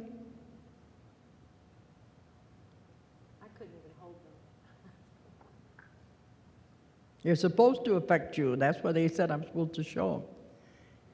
If you're feeling anything in your body.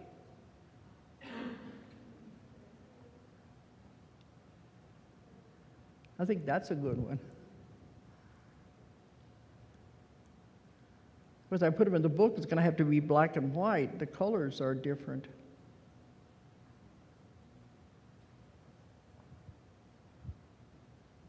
And they didn't see it moving at all. All they saw was this bright light like a star.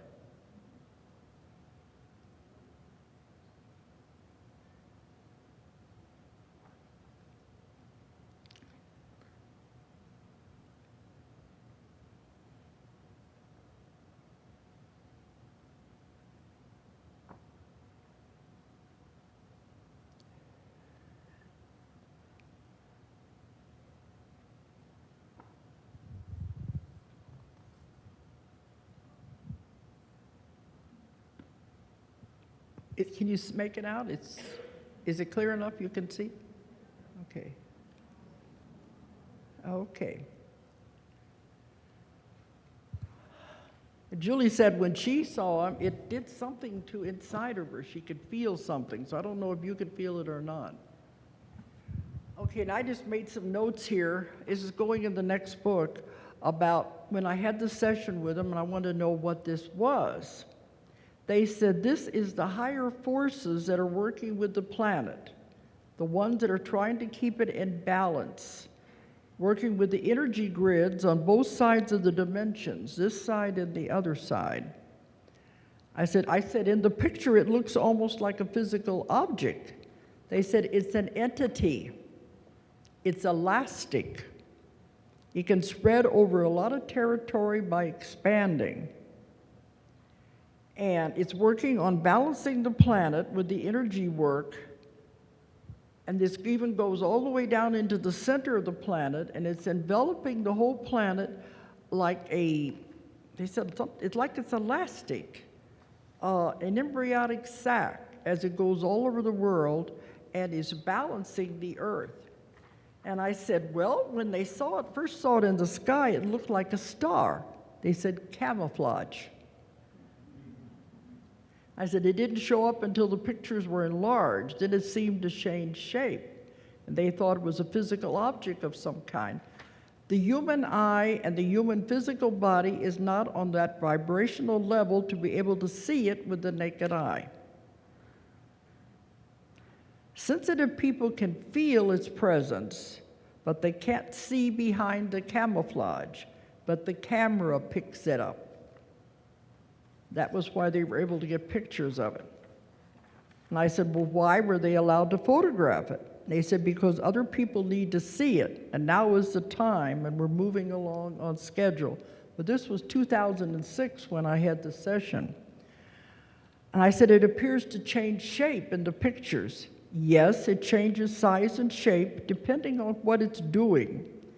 It accommodates itself to the environment it's working in, or the dimension that it is working in, the energy makeup of the dimension.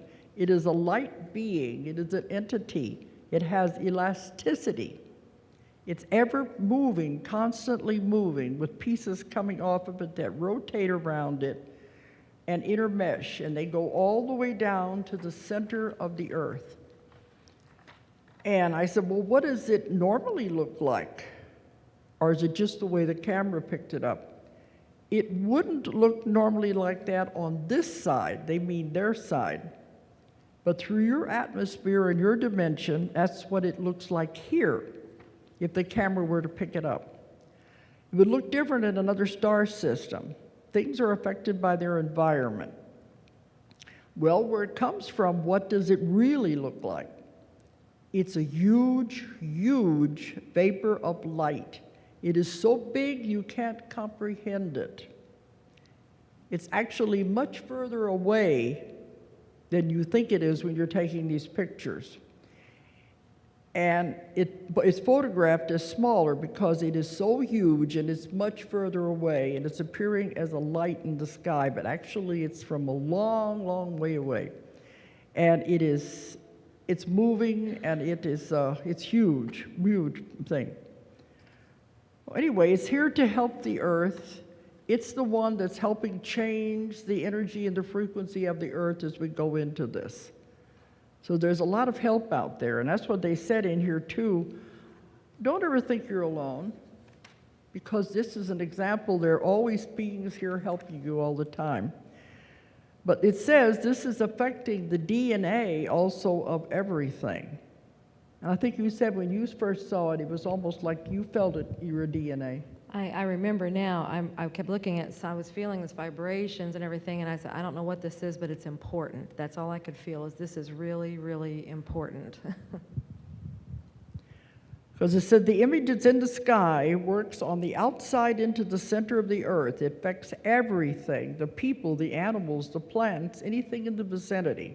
Your DNA is also being affected because DNA is energy encoded into physical matter. This is light work, and it's part of the plan of the planet as it grows and develops and moves into the new earth, the new dimension. This is not the first time this thing in the sky has performed this type of work. This is what it does, and it comes when it's needed. So it says you need to know these things. Anyway, I've had some people send me pictures of UFOs. They think it's UFOs, like that scribble parts. And they said it was a UFO. They picked it up when they took the pictures. So anyway, I said, most people think of UFOs, and they were emphatic. No, this is not a UFO. It's higher than the angelic realms. Physicists will understand it one way. Scientists will have other explanations, but others will feel it at a soul level. So I've been holding on to those pictures since 2006, yeah. And I thought, well, maybe now I understand enough about the new earth. Maybe we can talk about it, and I can put it in a book and maybe understand it. But isn't it amazing? They said the human body and the human eye can't see it because of the frequency and vibration it is vibrating at. We see it as a star, as a light. The camera picks it up in a different way. But the woman, she gave it to me and she said, I think maybe you're the one that can do something with it. She didn't want to just give it to anybody. So this is the first time I've ever shown the pictures and talked about them. So I'm hoping, can you understand a little bit about it, or is it too deep? You understand? Okay, so you're the first ones to know about this anyway. So we are advancing and we're moving. This is a very amazing time you're living in right now. Wonderful, wonderful things are happening. And for you to move, there are things you have to do. If you want to go with the new earth, first you got to get rid of karma. Remember I said karma holds you with the old earth. You have to come back and repeat. You got to get rid of the karma. The first thing to do with that is to forgive. Don't hold on to anything anymore. It doesn't matter. What if you had a terrible childhood? What if you had parents that abused you? Let it go. What if you had a bad marriage? Let it go. It's no longer important. Holding on to it, you create karma that holds you, and you have to turn back and come back again and again and again. Release it, let it go. It's not worth it. And I tell people the way to release it. You can't do it face to face, forgiving people. Sometimes it's too difficult. Some people say, you don't know what they did to me, I can't forgive them. But sometimes you can't say it face to face, and sometimes the person you're still holding on to and angry at has died. So what you do is you do it mentally. Picture that person in your mind, whether they're alive or dead. Picture that person in your mind, and you say, remember you made contracts when I said earlier when you come in here, they're playing their part? So when you picture them in your mind and you say, we tried, we really tried, it's not working. Let's tear up the contract. And see yourself tearing up the contract and throwing it away. You can do that. It's not easy, but this is what you have to do. Then mentally say to the person, I forgive you, I release you, I let you go. You go your way with love, I go my way. We don't have to be connected anymore at all. And you got to mean it. It's not easy, but it'll work. When you do that, they no longer have any hold on you. They can't push your buttons. You know, it's a game. A lot of people like to push your buttons, and they know what to say and what to do to set you off. Once you do that, you release them and let them go. They can't push your buttons anymore. They may try, but it's not going to work because it's not important to you anymore. You want to come back and do it again with those same people? That's the law if you don't release them and let them go. This is the number one thing you've got to do if you want to move to the new earth. Let all of the karma go. Forgive these people, and then try not to make any more karma. The second thing you've got to do if you're going to go, get rid of fear. Fear holds you to the old earth. You saw our t-shirts, didn't you? Fear is an illusion. Fear is for entertainment purposes only. They say fear is not real. The only thing that is real is love. Fear holds you. It makes you afraid. As they said, don't buy into the stuff you hear on the news. Don't buy into all this stuff that are people trying to make you afraid. They get you scared of these imaginary diseases they come up with. Afraid of, oh, we're in this economic crisis, the world is coming down. And we don't even listen to that stuff. People email us and say, well, what about the economic crisis? They say, what economic crisis? That's not our world. So don't buy into all this fear. You create your own reality. Everything in your life you have put there, you can have that world because that's what you want in your world. You create your reality. You want that other world, okay. You want to buy into the fear. Another thing I forgot too, when you're forgiving everybody and let it go, another thing you got to do, you got to forgive yourself. That's not easy. Remember, it takes two. You've always had a part in all of this, and you're part in the play that you're presenting. So you forgive yourself. And it has to be done because there's no place in the new world for any of this. That's why they keep saying we're no longer accumulating karma anymore. But you've still got this stuff you've got to get rid of. There's no place for karma in the new world. So does this make sense to you? If you want to go and it's going to be beautiful and wonderful, or do you want to stay with this other earth that's destroying itself? It's up to you. If you want to go, forgive, let go of karma, and then let go of fear. And we're in for a beautiful, wonderful experience. And that's where we're all headed.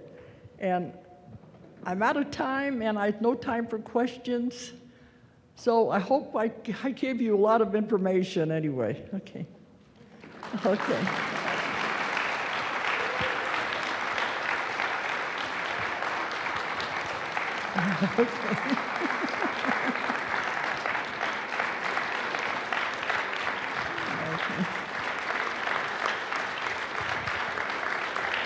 Thank you.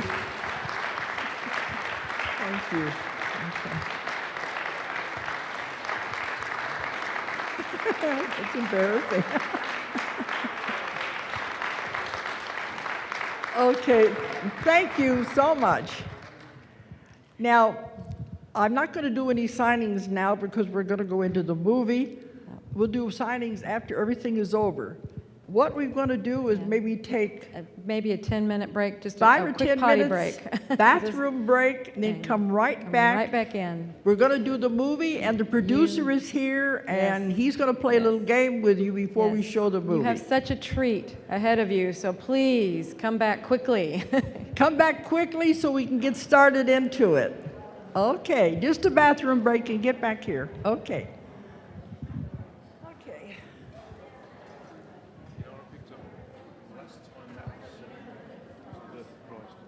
Darling. Bless you. In 2010, there were That three of those. That just came straight. The pictures you showed? Whoa. I lived Whoa, in I'm feeling Norfolk, that. Whoa. just 20 miles from Tampa, and I watched them every night for 3 months. That There were looks like three that? up in the skies. Because they said all they saw, I'm going to get these so I won't lose them, all they saw was a star.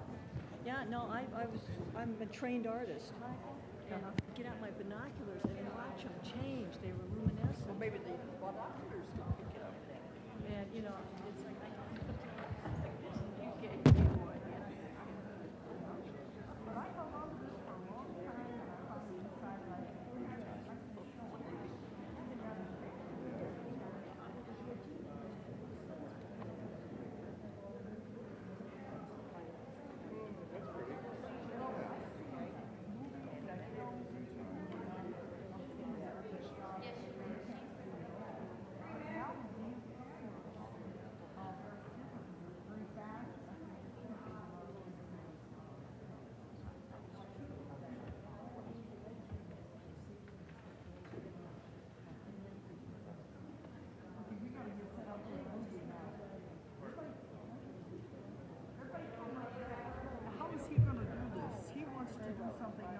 there.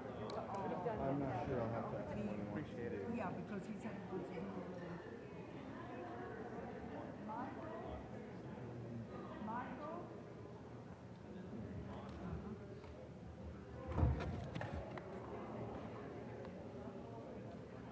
He did say he would like to have the sound turned down. Better have one. Okay. Okay. We'll make sure it's loud. How do you want them to start out?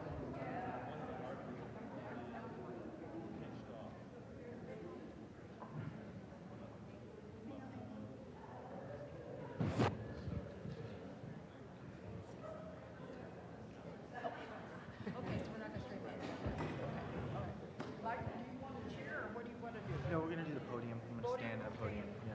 He said this is better sound than two of these. Okay. Okay, and, I told him you want the sound, he said turn Way up. way up. Let them with it. So down here or Yeah, we'll put it on. It's been a little over, but I completely forgot about it. Well, you know what it had to. It's such beautiful information. I don't know how I'm gonna follow that. I was trying to think what I gotta talk about, and a lot of boy. it, I was forgetting some.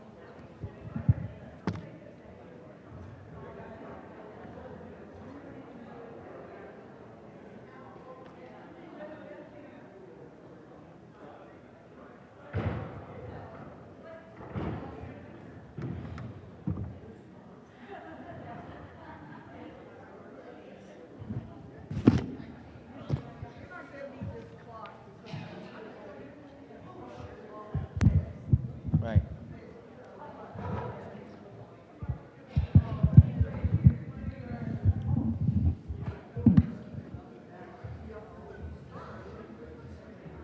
Okay. Yeah, you'll. Okay.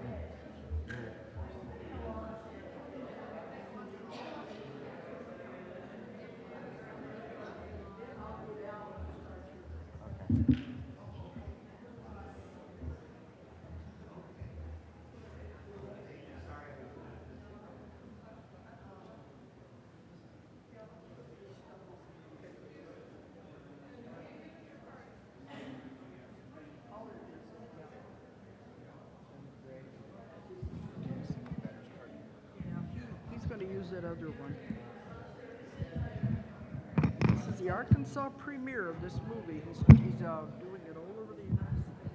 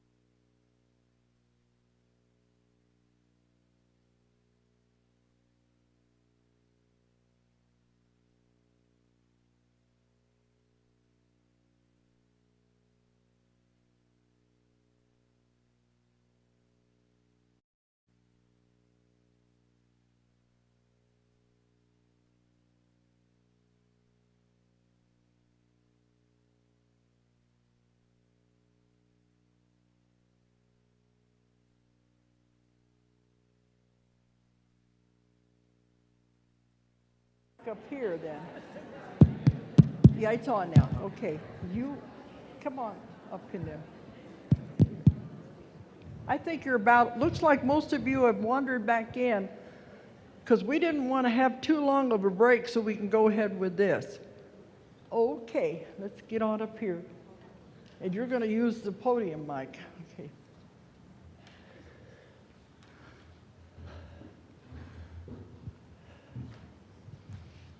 Okay. This will be yours. Okay. What you're going to see tonight is a real treat.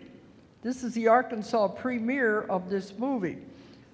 Now, I do so much filming that I don't remember what I do. And a lot of it's popping up on YouTube. It pops up various places, so I forget what I've done. And it was in April or March, I think, when you first contacted me. And you said, I've made this movie, and you're in it. Can you come to Hollywood for the premiere? I was thinking, okay, I guess so. I didn't remember anything about it. And so when I said, well, it so happens I'm going to be out there anyway doing a class. So it all worked out fine. I stayed a few more days for the premiere. And Michael Perlin is the director, producer, writer of this movie. And it's called 3 Magic Words. And I do remember when we were doing the shooting, we kept saying, what are the 3 magic words? He said, no, it's a secret. Nobody's going to know until it's all put together and the movie comes out. So you're in the dark too. People have been asking me, what are the 3 magic words? You'll find out tonight when you watch the movie. But when I was in Hollywood in April, I was working with a lot of different actresses. And believe me, no matter how much money you got, how famous you are, they all got the same problems that you got, you know? And we were talking about the movies in Hollywood, and one of them said, nobody cares about metaphysical movies. It's all, you know, the car chases and the crime and all that stuff. That's all they care about. And I said, I think you're wrong. And they said, no, we know the powers that be, the ones that got the money that are making the movies, that's all they care about. Anyway, we had the premiere in this big movie theater in Hollywood down on Sunset Boulevard. And that theater held over 400 people. Well, we get ready to do the premiere, and that theater was packed. They had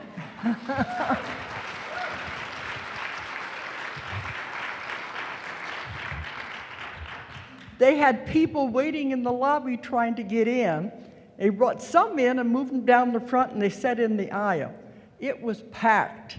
So when it was over, and I got on the stage and we were doing the panel, and I told them that story. They said nobody cares about metaphysical movies, and it was a standing ovation when it was done. And I told them, we have proved them wrong tonight. Look at this theater, it's full. And there is an interest in metaphysical movies. And I think he's done a beautiful, wonderful job. And it surprised me. I didn't know I was in it as much. He didn't tell me. He said he wasn't going to teach. The only thing he said is you have the last words in the film. Last 3 words. So we were sitting there watching it, and I kept thinking, that sounds like my voice. So anyway, that was a surprise to me anyway. But anyway, I'm going to let him talk about how you came to do this. This has not been easy, but I think he's going to do remember What the Bleep? How that started? It was an individually produced film. They took it out and started doing premieres, and it was a sellout. And he kept it up, and finally picked it up. The distributor picked it up and became world famous. And the same with The Secret. This is going to do the same thing. But let's let Michael tell you his road, because this has not been easy for him. You got to believe in what you're doing. You got to trust, and it'll come true. His dream has come true. Michael Perlin. Okay.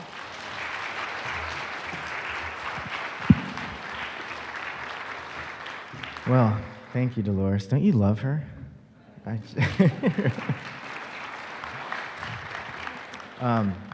So, what are you doing here in the middle of Northwest Arkansas in this dark room? It's like beautiful outside.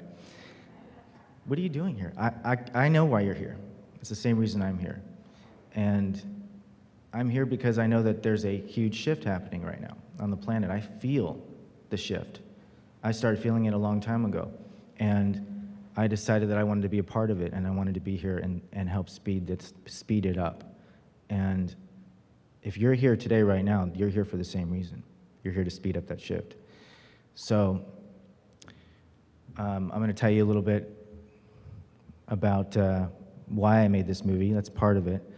But I studied metaphysics for 20 years, and I was looking for a common theme that all the books were saying, like all the masters, all the great philosophers and spiritual teachers in the world, in history, have been telling us, because I just saw the world not getting it, and I couldn't figure out why. We have all these books out there, but they're not getting it. Are they not reading?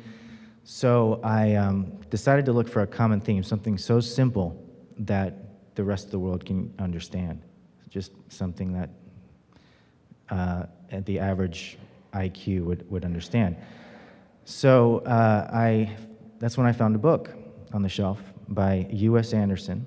It's an old book. It's called 3 Magic Words, and the number 3 is spelled out. And I found it in there. And that's when I knew I had to make a movie. So the movie is inspired by the book, 3 Magic Words by U.S. Anderson. And when I began writing metaphysical material, I decided to call myself a metaphysical filmmaker. So what is a metaphysical filmmaker? Most of you probably have your own idea of what that is. Well, metaphysics is the study of the nature of reality in the existence of God. The study of the nature of reality in the existence of God. And that's God calling. I'll talk to you in a second, God. So I decided to, metaphysics was my favorite subject, and I couldn't figure out why they didn't teach us this in school. So since it is my favorite subject, we're going to do this like a class today. And it's going to be Metaphysics 101. Welcome to my class. It's an easy A, because all you have to do is watch the movie. And after the movie, you'll be ready for the advanced class, God 101. So since it is a class, we're going to take a pop quiz, then we're going to show the movie, then we're going to have a final exam, and then we'll have questions. So you will need a pencil or a pen and a piece of paper. If you don't have one, please share. If you have someone and someone doesn't have one, please share it with somebody else. Don't worry, it's an easy quiz. I know we don't like school, but we are in the Earth School, so here we are.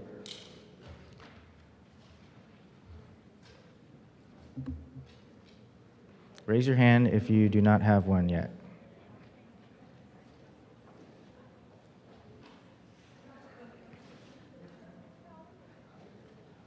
Okay. Can somebody share a pen or a pencil with them? And it's real, after you're done writing your answer on your piece of paper, you can just share your pen with someone who doesn't have one. Great. Okay, you ready? I'm going to ask you a question. The first question, there's going to be 2 questions in this pop quiz. The first question, who are you?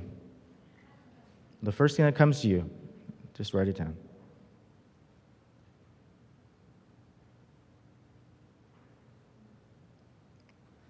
Now that's the easy question. Raise your hand if you're not done. Okay, great. Ready for the second question? Who are you minus your name, what you do, and where you're from? I'll say it again. Who are you minus your name, what you do, and where you're from? That's a little harder one.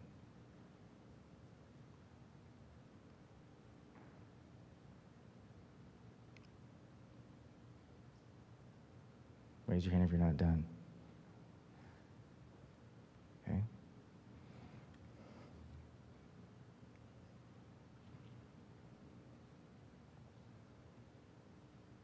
All right. Now hold on to that piece of paper. That's your movie ticket. And I present you 3 magic words.